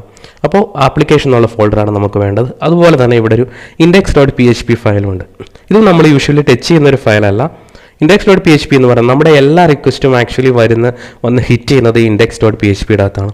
പിന്നെ ഒരു ബൂട്ട് സ്ട്രാപ്പ് ഫയൽ എന്നൊക്കെ നമുക്ക് വേണമെങ്കിൽ പറയാം. അതായത് ഏതൊരു റിക്വസ്റ്റും ഫസ്റ്റ് ടൈം വന്നിട്ട് ഹിറ്റ് ചെയ്യുന്നത് ഇൻഡെക്സ് ഡോട്ട് പി എച്ച് പിയിലാണ്. അതായത് നമ്മളിവിടെ എന്ത് URL കൊടുത്തു കഴിഞ്ഞാലും ആക്ച്വലി അത് വരുന്നത് ഈ index dot P H P വഴിയായിട്ടാണ്. ഓക്കെ, സോ അതിനെക്കുറിച്ച് ബോധേടാവേണ്ട ആവശ്യമില്ല. നമ്മളിപ്പം ആപ്ലിക്കേഷൻ എന്നുള്ള ഡയറക്ടറി, ഇതാണ് നമ്മുടെ പ്രോജക്റ്റിൻ്റെ ഡയറക്ടറി എന്ന് പറയുന്നത്. നമ്മുടെ ആക്ച്വൽ ആപ്ലിക്കേഷൻ കിടക്കുന്നത് ഈ ആപ്ലിക്കേഷൻ എന്നുള്ള ഡയറക്ടറിയുടെ അകത്താണ്. ഇതിൻ്റെ അകത്ത് പിന്നെയും സബ് ഡയറക്ടറീസ് നമുക്ക് കാണാം. Cache, config, controllers, core, helpers. ഇതിൽ നമുക്ക് മെയിനായിട്ട് വേണ്ട ഡയറക്ടറീസാണ് നമുക്ക് നോക്കേണ്ടത്. അതിൽ മോഡൽസ്, നമ്മൾ പറഞ്ഞു ഈ കോഡിഗ്നേറ്റർ ഒരു MVC ഫ്രെയിംവർക്കാണ്. സോ അതിൽ മോഡൽ ഉണ്ടാവും, അതുപോലെ വ്യൂ ഉണ്ടാവും, കൺട്രോളർ ഉണ്ടാവും. അപ്പോൾ അതിന് വേണ്ടിയിട്ടുള്ള ഫോൾഡേഴ്സാണ്. മോഡൽസ് എന്ന് പറയുന്നത് നമ്മുടെ മോഡൽ കീപ്പ് ചെയ്യാൻ വേണ്ടിയിട്ടുള്ള ഫോൾഡറാണ്. വ്യൂസ് എന്ന് പറഞ്ഞിട്ടുള്ള ഫോൾഡർ ഉണ്ട്, ഇത് നമ്മുടെ വ്യൂ കീപ്പ് ചെയ്യാൻ വേണ്ടിയിട്ടാണ്. കൺട്രോളേഴ്സ് എന്ന് പറയുന്നത് കൺട്രോളേഴ്സിന് വേണ്ടിയിട്ടുള്ളതാണ്. ഓക്കെ, ഇവിടെ ഈ 3 ഫോൾഡേഴ്സാണ് MVCനെ ബേസ് ചെയ്തിട്ടുള്ള ഇതിൻ്റെ 3 ഫോൾഡേഴ്സ്. കൺട്രോളേഴ്സ് ഉണ്ട്, മോഡൽസ് ഉണ്ട്, വ്യൂസ് ഉണ്ട്. പിന്നെ കോൺഫിഗറേഷൻ ഇൻഫർമേഷനൊക്കെ കിടക്കുന്നത് കോൺഫിഗ് എന്നുള്ള ഈ ഒരു സെക്ഷൻ്റെ അകത്താണ്. അതായത് നമ്മുടെ ഡാറ്റാബേസ്. അതുപോലെ നമുക്ക് ഇനീഷ്യലി കുറേ കോൺഫിഗറേഷൻസ് ഉണ്ടാവും. ഇപ്പം ഉദാഹരണത്തിന് പറഞ്ഞു കഴിഞ്ഞാൽ എനിക്കൊരു അപ്ലോഡ് ചെയ്യേണ്ട ഡയറക്ടറി ഏതാണ്, അങ്ങനെ കോൺഫിഗർ ചെയ്ത് വെക്കേണ്ട കുറച്ച് വാല്യൂസ് ഉണ്ടാവും. അതുപോലെ എൻ്റെ ആപ്ലിക്കേഷൻ്റെ പേരെന്താണ്, ആപ്ലിക്കേഷൻ്റെ ടീമിൻ്റെ പേരെന്താണ്, അങ്ങനെ എന്തെങ്കിലും കോൺസ്റ്റൻറ്റ് വാല്യൂസ് ഡിഫൈൻ ചെയ്ത് വെക്കാം. അതുപോലെ ഡാറ്റാബേസ് കോൺഫിഗറേഷൻസ് പറഞ്ഞു കൊടുക്കാം. അങ്ങനെ ആപ്ലിക്കേഷൻ്റെ കോൺഫിഗറേഷനുമായിട്ട് ബന്ധപ്പെട്ട കാര്യങ്ങളാണ് കോൺഫിഗ് ഡയറക്ടറിയുടെ അകത്തുള്ളത്. ഓക്കെ, സോ നമ്മൾക്ക് ഇപ്പം നോക്കേണ്ടത് എന്താണ്, ഈ ഒരു മെസ്സേജ് ആക്ച്വലി എങ്ങനെ വന്നതെന്നാണ് നമ്മൾ നോക്കാൻ പോകുന്നത്. അപ്പോൾ നമ്മൾ കോഡിഗ്നേറ്റർ ഇതിൻ്റെ അകത്ത് വന്നു കഴിഞ്ഞാൽ ഇവിടെ കോൺഫിഗിൻ്റെ അകത്ത് പോയി കഴിഞ്ഞാൽ നമുക്ക് റൂട്ട്സ് എന്നുള്ളൊരു സെക്ഷൻ കാണാൻ പറ്റും. റൂട്ട്സ് എന്നുള്ള സെക്ഷൻ ഇതാണ് ആക്ച്വലി റൂട്ടിങ് സ്പെസിഫൈ ചെയ്യുന്ന സ്ഥലം എന്ന് പറയുന്നത്. റൂട്ടിംഗ് എന്ന് പറഞ്ഞു കഴിഞ്ഞാൽ ഏതൊരു ആപ്ലിക്കേഷനിലും റൂട്ടിംഗ് എന്ന് പറഞ്ഞു കഴിഞ്ഞാൽ ഒരു റിക്വസ്റ്റ് കിട്ടി കഴിഞ്ഞാൽ എന്ത് ചെയ്യണം എന്നുള്ളതാണ് റൂട്ടിംഗ് കൊണ്ട് ഉദ്ദേശിക്കുന്നത്. അതായത് ലോക്കൽ ഹോസ്റ്റ് /കോഡിഗ്നേറ്റർ ട്യൂട്ടോറിയൽ/ ഇതാണ് ബേസിക് ഒരു URL എന്ന് പറയുന്നത്. ഈ URL കിട്ടിക്കഴിഞ്ഞാൽ എന്ത് സംഭവിക്കണം, അത് റൂട്ടിങ്ങിൻ്റെ റെസ്പോൺസിബിലിറ്റിയാണ്. ഓക്കെ, അപ്പോൾ ഈ റൂട്ട്സ് എന്നുള്ള ഫയലുണ്ട്. അപ്പോൾ ഈ റൂട്ട്സ് എന്നുള്ള ഫയലിൽ വന്നു കഴിഞ്ഞാൽ നമുക്ക് ഡിഫോൾട്ട് കൺട്രോൾ എന്നുള്ളൊരു സെക്ഷൻ കാണാൻ പറ്റും. അവിടെ കിടക്കുന്ന കോഡ് നോക്കിയാൽ വെൽക്കം എന്നാണ് കിടക്കുന്നത്. ഡിഫോൾട്ട് കൺട്രോളർ എന്ന് പറയുന്നത് വെൽക്കം ആണ്. അതിൻ്റെ അർത്ഥം നമ്മളൊരു കൺട്രോളർ സ്പെസിഫൈ ചെയ്തിട്ടില്ലെങ്കിൽ, ഒരു കൺട്രോളറും പറഞ്ഞു കൊടുത്തിട്ടില്ല എങ്കിൽ ഡിഫോൾട്ട് വരുന്ന കൺട്രോളർ വെൽക്കം എന്നുള്ള കൺട്രോളറാണ്. അതായത് കൺട്രോളർ പറഞ്ഞു കൊടുക്കുക എന്താണെന്ന് കുറച്ച് കഴിയുമ്പോൾ നിങ്ങൾക്ക് മനസ്സിലാവും. ഇപ്പോൾ ഇവിടെ നമ്മൾ കോഡിഗ്നൈറ്റർ ട്യൂട്ടോറിയൽ ഇത് കഴിഞ്ഞിട്ട് നമ്മളൊന്നും പറഞ്ഞിട്ടില്ല. നമുക്ക് URL പല രീതി വരുമല്ലോ. ഇപ്പം /login എന്ന് വരാം, ഇപ്പം സൈൻ അപ്പ് എന്ന് പറഞ്ഞിട്ട് വരാം, ഇങ്ങനെ പല രീതിയിൽ വരാം. അപ്പോൾ ഓരോ URL എങ്ങനെ ഹാൻഡിൽ ചെയ്യണം എന്നുള്ളതാണ് റൂട്ട് കൊണ്ട് ഉദ്ദേശിക്കുന്നത്. ഇവിടെ നമ്മളൊന്നും പറഞ്ഞിട്ടില്ല അല്ലേ. നമ്മുടെ ഈ ആപ്ലിക്കേഷൻ്റെ പേര് കഴിഞ്ഞിട്ട് കഴിഞ്ഞിട്ട് ബ്ലാങ്ക് ആണ്. അപ്പോൾ ഒന്നും പറഞ്ഞില്ലെങ്കിൽ വെൽക്കം എന്നുള്ള കൺട്രോളറാണ് ബൈ ഡിഫോൾട്ട്. അതായത് ഇങ്ങനെ പറഞ്ഞാൽ അതിൻ്റെ അർത്ഥം ഇങ്ങനെ വെൽക്കം എന്ന് എഴുതുക എന്നുള്ളതാണ്. അപ്പം ബൈ ഡിഫോൾട്ടായിട്ട് വന്ന് ലോഡ് ചെയ്യുന്നത് വെൽക്കം കൺട്രോളറാണ്. അപ്പോൾ ഈ വെൽക്കം കൺട്രോളർ എവിടെയാണ് കിടക്കുന്നത്? അതിന് കൺട്രോളേഴ്സ് എന്നുള്ള ഫോൾഡർ ഉണ്ട്. അപ്പോൾ കൺട്രോളേഴ്സ് ഫോൾഡർ നോക്കിക്കഴിഞ്ഞാൽ അതിൽ welcome.php ഇത് വളരെ ഇമ്പോർട്ടൻ്റ് ആണ്. caps ആണെന്ന് പ്രത്യേകം ശ്രദ്ധിക്കുക. ഓക്കെ, കൺട്രോളേഴ്സിൻ്റെ പേര് എഴുതിയപ്പം ഫസ്റ്റ് ലെറ്റർ ക്യാപ്സിലാണ് എഴുതിയിരിക്കുന്നത്, ശ്രദ്ധിക്കുക. സോ ഇവിടെ welcome.php ഫയലുണ്ട്. ഇവിടെ നമ്മൾ കൺട്രോളറിൻ്റെ പേര് പറഞ്ഞേക്കുന്നതാണ് വെൽക്കം എന്നാണ്. ഇവിടെ ആ വെൽക്കം എന്നുള്ള പേരിലൊരു കൺട്രോളർ ഉണ്ട്, അത് ഓപ്പൺ ചെയ്യാം. ഇപ്പോൾ നമുക്കൊരു കൺട്രോളർ കിട്ടുകയാണ്. ഓക്കെ, ഈ കൺട്രോളർ നോക്കിക്കഴിഞ്ഞാൽ നിങ്ങൾക്ക് ബേസിക് ഒബ്ജക്റ്റ് ഓറിയൻറ്റഡ് പ്രോഗ്രാമിംഗ് കോൺസെപ്റ്റ്സിനെ കുറിച്ച് അറിയാമെന്നുള്ള ധാരണയിലാണ് വീഡിയോ ചെയ്യുന്നത്. അപ്പം basic object oriented programming concept അറിയാവുന്ന ആളുകൾക്കറിയാം ഒരു ക്ലാസ്സിനെ നമുക്ക് എക്സ്റ്റെൻഡ് ചെയ്യാൻ പറ്റുമല്ലേ. അപ്പോൾ ഇവിടെ CI കൺട്രോളർ എന്നുള്ളൊരു ക്ലാസ്സിനെ എക്സ്റ്റെൻഡ് ചെയ്തിട്ട് നമ്മൾ വെൽക്കം എന്നൊരു ക്ലാസ് ഉണ്ടാക്കുകയാണ്. അപ്പോൾ ഇവിടെ ശ്രദ്ധിക്കേണ്ട കാര്യങ്ങൾ ഫയലിൻ്റെ പേരിൻ്റെ W caps ആണ്, അതുപോലെ ക്ലാസിൻ്റെ പേരിൻ്റെ W caps ആണ്. ഈ സെയിം പേരിലാണ് നമ്മളിവിടെ ഒരു ക്ലാസ് ക്രിയേറ്റ് ചെയ്യുന്നത്. അതായത് welcome.php എന്നാണെങ്കിൽ നമ്മളിവിടെ വെൽക്കം എന്നൊരു ക്ലാസ് ഉണ്ടാക്കുന്നു. student.php എന്നാണെങ്കിൽ നമ്മളിവിടെ സ്റ്റുഡൻറ്റ് എന്നൊരു ക്ലാസ് ഉണ്ടാക്കുന്നു. ആ ക്ലാസ് എന്തിനാണ് എക്സ്റ്റെൻഡ് ചെയ്യുന്നത്? CI controller. ഇപ്പോൾ എന്താ CI കൺട്രോളർ എന്ന് ഓർത്ത് നമ്മൾ ബോധേടാവണ്ട. അത് ഇതിൻ്റെ അകത്ത് ഡിഫൈൻ ചെയ്തേക്കുന്നത് എവിടെയാണെന്ന് വെച്ചാൽ സിസ്റ്റം ഫോൾഡർ ഡിഫൈൻ ചെയ്തിട്ടുണ്ട് CI കൺട്രോളർ എന്താണെന്നുള്ളത്. അതായത് CI കൺട്രോളർ എന്ന് പറയുന്നത് കോഡിഗ്നൈറ്ററിൻ്റെ ബേസ് കൺട്രോളറാണ്. അതിനെ എക്സ്റ്റെൻഡ് ചെയ്തിട്ടാണ് നമ്മളൊരു പുതിയ കൺട്രോളർ ക്രിയേറ്റ് ചെയ്യുന്നത്. അപ്പോൾ വെൽക്കം എന്നുള്ളൊരു കൺട്രോളർ ക്രിയേറ്റ് ചെയ്യും. അതൊരു ക്ലാസ്സാണ്. ഈ ക്ലാസ്സിൽ നമുക്ക് ഫംഗ്ഷൻസ് എഴുതാം അല്ലേ. നമുക്കറിയാം ക്ലാസ്സിൻ്റെ അകത്ത് നമുക്ക് എത്ര ഫംഗ്ഷൻസ് വേണമെങ്കിലും ഡിഫൈൻ ചെയ്യാം. അപ്പോൾ ഈ ക്ലാസ്സിൽ ഒരേ ഒരു ഫംഗ്ഷനെ നമ്മൾ ഡിഫൈൻ ചെയ്തിട്ടുള്ളൂ. അത് ഇൻബിൽറ്റ് ആയിട്ട് ഈ ഫ്രെയിംവർക്കിൽ അവർ എക്സാമ്പിൾ പോലെ തന്നേക്കുന്നതാണ് പബ്ലിക് ഫംഗ്ഷൻ ഇൻഡെക്സ്. ഓക്കെ, നമുക്ക് ഇവിടെ വേണമെങ്കിൽ വേറെ ഫംഗ്ഷൻ ഉണ്ടാക്കാം. ഇപ്പോൾ പബ്ലിക് ഫംഗ്ഷൻ എബൌട്ട് എന്ന് വേണമെങ്കിൽ ഉണ്ടാക്കാം. ഓക്കെ, ഇൻഡെക്സ് എന്ന് പറഞ്ഞാൽ ബൈ ഡിഫോൾട്ട് ഉള്ളൊരു പേരാണ്. അതായത് നമ്മൾ പ്രത്യേകിച്ച് ഒന്നും പറഞ്ഞില്ലെങ്കിൽ ഇൻഡെക്സ് എന്നുള്ള ഫംഗ്ഷനാണ് അതിൻ്റെ അകത്ത് വർക്ക് ചെയ്യുക. അപ്പോൾ റൂട്ട്സ് എന്നുള്ള ഫോൾഡറിൽ നമ്മൾ ഡിഫോൾട്ട് കൺട്രോളർ എന്ന് പറഞ്ഞിരിക്കുന്ന വെൽക്കം ആണ്. അതുകൊണ്ട് തന്നെ നമ്മളൊരു കൺട്രോളറും പറഞ്ഞിട്ടില്ലെങ്കിൽ ആദ്യമായിട്ട് ലോഡാവാൻ പോകുന്നത് വെൽക്കം ആണ്. വെൽക്കം കൺട്രോളറിൽ നമ്മൾ പ്രത്യേകിച്ച് ഫംഗ്ഷൻ്റെ പേരൊന്നും പറയുന്നില്ലെങ്കിൽ ആദ്യം ലോഡാവാൻ പോകുന്നത് ഇൻഡെക്സ് ആണ്. ഇത് ഓട്ടോമാറ്റിക്കലി നടക്കുന്നതാണ്. ഓക്കെ, സോ നമുക്കിപ്പം തൽക്കാലം പുതിയ ഫംഗ്ഷൻ എഴുതണ്ട, നമുക്കത് പിന്നീട് നോക്കാം. സോ വെൽക്കം എന്നുള്ള കൺട്രോളർ ഫയൽ, അതിൽ ഇൻഡെക്സ് എന്നുള്ള ഫംഗ്ഷൻ. ഓക്കെ, സോ ആക്ച്വലി ഇങ്ങനെ എഴുതിയാൽ അതിൻ്റെ അർത്ഥം ഇതാണെന്ന് നിങ്ങൾ മനസ്സിലാക്കുക, welcome/index. ഓക്കെ, ഒന്നും കൊടുത്തിട്ടില്ലെങ്കിൽ അതിൻ്റെ അർത്ഥം /welcome/index എന്നാണ്. ഓക്കെ, കുറച്ച് കൺഫ്യൂഷൻ ഉണ്ടാകും, കുറച്ച് മിനിറ്റുകൾ കഴിയുമ്പോൾ നിങ്ങൾക്കത് മാറും. ഓക്കെ, സോ ഇതിൻ്റെ അകത്ത് ഇൻഡെക്സ് എന്നുള്ള ഫംഗ്ഷൻ ഉണ്ട്. ഇൻഡെക്സ് ഫംഗ്ഷൻ്റെ അകത്ത് ഒറ്റ ലൈൻ എഴുതിയിട്ടുള്ളൂ, ഒരു ലോഡ് സ്റ്റേറ്റ്മെൻ്റ് ആണ്. $this load view welcome message. Welcome message എന്നുള്ളൊരു വ്യൂ ലോഡ് ചെയ്യാനാണ് ഈ പറഞ്ഞിരിക്കുന്നതിൻ്റെ അർത്ഥം. $this load view welcome message, welcome_message എന്നുള്ളൊരു വ്യൂ ലോഡ് ചെയ്യിക്കുക എന്നാണ്. അപ്പോൾ വ്യൂ, അപ്പോൾ നമുക്ക് 3 കാര്യങ്ങൾ നമ്മൾ നോക്കി. ഒന്ന് റൂട്ട്സിൽ നിന്ന് നമുക്ക് ഡിഫോൾട്ട് കൺട്രോളർ ഏതാണെന്ന് കിട്ടി. പിന്നീട് ഇത് കൺട്രോളറാണ്. കൺട്രോളറിൽ ഇൻഡെക്സ് എന്നുള്ള ഫംഗ്ഷൻ്റെ അകത്ത് നമ്മൾ welcome_message എന്നുള്ളൊരു വ്യൂവിൻ്റെ കാര്യമുണ്ട്. $this load view welcome_message എന്നുള്ളൊരു വ്യൂ ലോഡ് ചെയ്യുക എന്നുള്ളതാണ്. അപ്പോൾ നമ്മൾ ഈ ആപ്ലിക്കേഷൻ്റെ അകത്ത് തന്നെ പോയാൽ ഞാൻ നേരത്തെ പറഞ്ഞു മോഡൽസ്, കൺട്രോളേഴ്സ്, വ്യൂസ് എന്ന് പറഞ്ഞ ഫോൾഡർ ഉണ്ട്.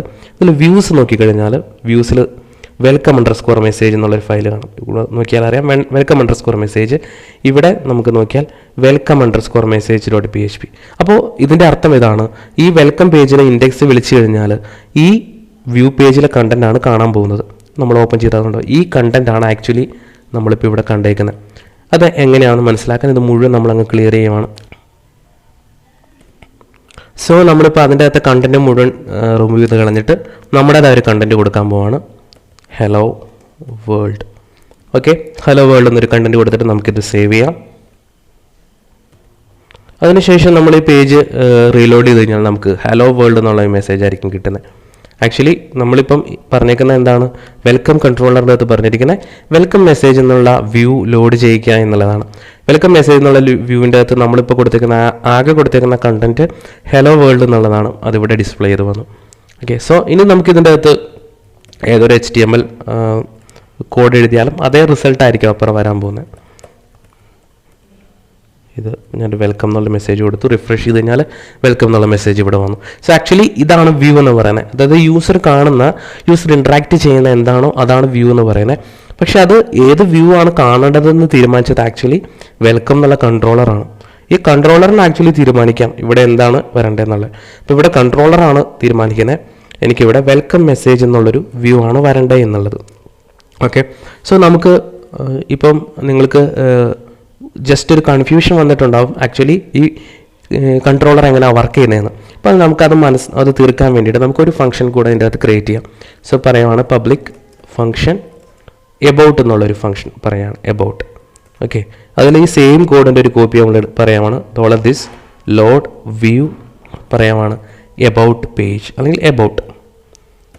So $this load view about, അതായത് എബൌട്ട് എന്നുള്ള URL വിളിച്ചാൽ ഇൻഡെക്സ് എന്ന് പറഞ്ഞാൽ ബൈ ഡിഫോൾട്ടാണ്. അപ്പം ഇത് എബൌട്ട് എന്ന് എങ്ങനെ വിളിക്കും?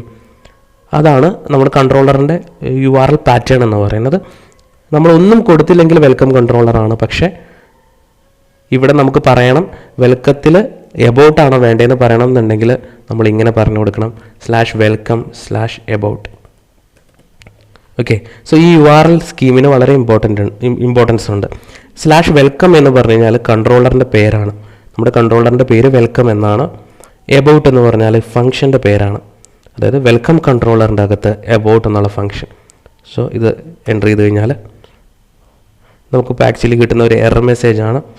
നമ്മൾ കോഡിഗ്നേറ്ററിൻ്റെ അകത്ത് URL കൊടുക്കുന്ന സമയത്ത് എല്ലാ റിക്വസ്റ്റും ആക്ച്വലി ഇങ്ങനെയാണ് പോകുന്നത്. ഞാൻ നേരത്തെ സൂചിപ്പിച്ചു index.php എന്നുള്ളൊരു ഫയലിൻ്റെ കാര്യം. സോ index.php/ ഇങ്ങനെയാണ് ആക്ച്വലി എല്ലാ റിക്വസ്റ്റുകളും പോകുന്നത്. ഓക്കെ, എല്ലാ റിക്വസ്റ്റും index.phpയിൽ വന്നിട്ടാണ് പോകുന്നത്. ഞാൻ നേരത്തെ പറഞ്ഞതുപോലെ ഇതാണ് ആ index.php എന്നുള്ള കോർ ഫയൽ. അപ്പോൾ എല്ലാ റിക്വസ്റ്റും ഇവിടെ വരും. പക്ഷേ ഇങ്ങനെ ഒരു URL കാണാനായിട്ടുള്ള ഭംഗിക്കുറവുണ്ട്. അതായത് എല്ലാത്തിലും ഒരു index.php എന്ന് കിടക്കുന്നത് ഭംഗിക്കുറവാണ്. അപ്പോൾ അത് കളയാൻ വേണ്ടിയിട്ട് നമുക്ക് htaccess ഫയൽ പ്രൊവൈഡ് ചെയ്യാൻ പറ്റും. htaccess ഫയൽ എന്ന് പറഞ്ഞു കഴിഞ്ഞാൽ അത് അപ്പാച്ചയിൽ കോൺഫിഗറേഷൻ പറയാൻ വേണ്ടിയിട്ടുള്ള ഫയലാണ്. അപ്പോൾ htaccessൽ നമ്മൾ കോൺഫിഗറേഷൻ പറഞ്ഞു കൊടുത്തു കഴിഞ്ഞാൽ നമുക്ക് URLനകത്തുനിന്നും index.php എന്നുള്ള ഈ ഒരു സെക്ഷൻ കളയാൻ പറ്റും. ഓക്കെ, സോ അതിന് വേണ്ടിയിട്ട് വെറുതെ നമ്മൾ ഗൂഗിൾ ചെയ്ത് കഴിഞ്ഞാൽ നമുക്ക് അതിനുള്ള htaccess കിട്ടും. അതിനായിട്ട് കോഡിഗ്നേറ്റർ htaccess ഫയൽ എന്ന് ഗൂഗിൾ ചെയ്താൽ നമുക്ക് കോഡിഗ്നേറ്ററിൻ്റെ വെബ്സൈറ്റിലേക്കുള്ള ലിങ്ക് കിട്ടും. കണ്ടോ, ഡോക്യുമെൻറ്റേഷനിൽ പോയി കഴിഞ്ഞാൽ ഇവിടെ അതിനുള്ള htaccess ഫയൽ നമുക്ക് കാണാൻ പറ്റും. അപ്പോൾ അതിലവർ പറയുന്നുണ്ട് htaccess ഫയലിലെ കണ്ടൻറ്റ്. അപ്പോൾ ഇവിടെ ഇതാണ് htaccess ഫയലിലെ കണ്ടൻറ്റ് എന്ന് പറയുന്നത്. അപ്പോൾ ഇത്രയും കണ്ടൻറ്റ് കോപ്പി എടുക്കുക. ഓക്കെ, ഇത്രയും കണ്ടൻറ്റ് നമ്മൾ കോപ്പി എടുക്കുന്നു. അതിനുശേഷം നമ്മൾ നമ്മുടെ ടെക്സ്റ്റ് എഡിറ്ററിൽ വരുന്നു. അതിനുശേഷം നമ്മുടെ ഈ കോഡിഗ്നേറ്ററിൽ വന്നിട്ട് ഫയൽ എടുത്തിട്ട് ന്യൂ ഫയൽ ക്രിയേറ്റ് ചെയ്യുന്നു. അതിനുശേഷം ഇതിലേക്ക് ഇത് സേവ് ചെയ്യുകയാണ്, ഇത് പേസ്റ്റ് ചെയ്യുകയാണ്. അതിനുശേഷം നമ്മൾ സേവ് ചെയ്യുന്നു. സേവ് ചെയ്യുമ്പോൾ ശ്രദ്ധിക്കേണ്ട കാര്യം എന്ന് പറയുന്നത് നമ്മൾ സേവ് ചെയ്യേണ്ട ലൊക്കേഷനാണ് ഈ കോഡിഗ്നേറ്ററിൻ്റെ മെയിൻ ഫോൾഡർ ഉണ്ടല്ലോ, മെയിൻ ഫോൾഡറിൻ്റെ അകത്തായിരിക്കണം ഇത് സേവ് ചെയ്യേണ്ടത്. അതുപോലെ തന്നെ അതിൻ്റെ എക്സ്റ്റൻഷൻ എന്ന് പറയുന്നത് .htaccess എന്നായിരിക്കും. ഓക്കെ, .htaccess എന്നുള്ള പേരിലായിരിക്കും നമ്മളത് സേവ് ചെയ്യുന്നത്. ഇപ്പോൾ പക്ഷേ ഇവിടെ ഒരു മിസ്റ്റേക്ക് പറ്റി. .htaccess.txt എന്ന് പറഞ്ഞാണ് സേവ് അയക്കുന്നത്. അത് നിങ്ങൾ പ്രത്യേകം ശ്രദ്ധിക്കുക. .htaccess.txt എന്ന് പറഞ്ഞ് സേവ് ആവാൻ പാടില്ല. .htaccess എന്ന് പറഞ്ഞായിരിക്കണം സേവ് ആവേണ്ടത്. ഓക്കെ, ഇപ്പം കറക്റ്റാണ്. അപ്പോൾ നിങ്ങൾ ഫയൽ നെയിം കൊടുക്കുമ്പോൾ പ്രത്യേകം ശ്രദ്ധിക്കുക .htaccess എന്നായിരിക്കണം. അല്ലാതെ .htaccess കഴിഞ്ഞിട്ട് ഒരു എക്സ്റ്റൻഷനും പാടില്ല. ഓക്കെ, സോ ഇതാണ് ഒരു htaccess ഫയൽ. ഈ ഫയൽ വന്നു കഴിഞ്ഞാൽ ശരിക്കും സംഭവിക്കുന്ന അപ്പാച്ചയ്ക്ക് മനസ്സിലാവും. ഇതുകൊണ്ടോ, ഇതിപ്പം .htaccess ആണ്. ഈ ഫയൽ കാണുന്ന സമയത്ത് അപ്പാച്ചെ സെർവറിന് മനസ്സിലാവും നമ്മൾ വരുന്ന റിക്വസ്റ്റ് എല്ലാം index.php കൂട്ടി വരേണ്ടതാണ്. അതുകൊണ്ട് നമ്മളായിട്ട് index.php എന്നുള്ള സെക്ഷൻ അതിൻ്റെ അകത്ത് ആഡ് ചെയ്യേണ്ടി വരില്ല. അപ്പോൾ ഇനിയും നമ്മൾ നോക്കിക്കഴിഞ്ഞാൽ index.php ഇല്ലാതെയും ഇത് വർക്ക് ചെയ്യും. ഇത് ഫ്രഷ് ചെയ്ത് കഴിഞ്ഞാൽ കണ്ടോ, index.php ഇല്ലാതെയും ഇത് വർക്ക് ചെയ്യും. പക്ഷേ ഒരു എറർ ഇവിടെ വന്നിട്ടുണ്ട്. അത് നമ്മൾ കൺസിഡർ ചെയ്യേണ്ട. നേരത്തെ എറർ എന്തായിരുന്നു? നേരത്തെ എറർ പേജ് നോട്ട് ഫൗണ്ട് എന്നായിരുന്നു. ഇവിടെ actually index dot P H P ഇല്ലാതെയും ഇത് വർക്ക് ചെയ്തു. ഇപ്പോൾ ആക്ച്വലി വന്നേക്കുന്ന എറർ ഇതാണ്, unable to load the requested file about dot P H P. നമ്മളിവിടെ ഒരു about dot P H P file load ചെയ്യാനാണ് പറഞ്ഞിരിക്കുന്നത്. എബൌട്ട് എന്ന് പറഞ്ഞാൽ അതിൻ്റെ അർത്ഥം about dot P H P. Welcome message എന്ന് പറഞ്ഞാൽ അതിൻ്റെ അർത്ഥം welcome message dot P H P. ഇവിടെ എബൌട്ട് എന്നുള്ളൊരു വ്യൂ ഫയൽ നമ്മൾ ക്രിയേറ്റ് ചെയ്തിട്ടില്ല അല്ലേ. നമ്മൾ വ്യൂസിൻ്റെ ഫോൾഡറിൽ പോയി കഴിഞ്ഞാൽ ഇതാണ് വ്യൂസിൻ്റെ ഫോൾഡർ. അവിടെ ആക്ച്വലി വെൽക്കം മെസ്സേജ് എന്നുള്ള ഫയലേ ഉള്ളൂ, about dot P H P എന്നുള്ളൊരു ഫയലില്ല. അപ്പോൾ അതാണ് ഇവിടെ എറർ കാണിച്ചിരിക്കുന്നത്. അപ്പോൾ നമുക്കൊരു ഫയൽ ക്രിയേറ്റ് ചെയ്യാം. വ്യൂസ് ഫോൾഡറിൽ റൈറ്റ് ക്ലിക്ക് ചെയ്തിട്ട് നമ്മൾ ന്യൂ ഫയൽ കൊടുക്കുകയാണ്. ന്യൂ ഫയൽ കൊടുത്തു, അതിൻ്റെ പേര് കൊടുക്കാൻ പോവാണ് about dot P H P.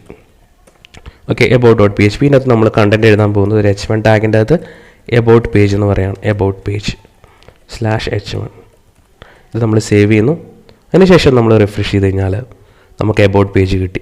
Okay, അപ്പോൾ നമ്മളിവിടെ ഒന്നും കൊടുത്തില്ലെങ്കിൽ അതിൻ്റെ അർത്ഥം ഇങ്ങനെയാണ്, വെൽക്കം /ഇൻഡെക്സ് എന്നാണ്. അപ്പോൾ നമുക്ക് വെൽക്കം /ഇൻഡെക്സ് എന്താണെന്ന് നോക്കാം.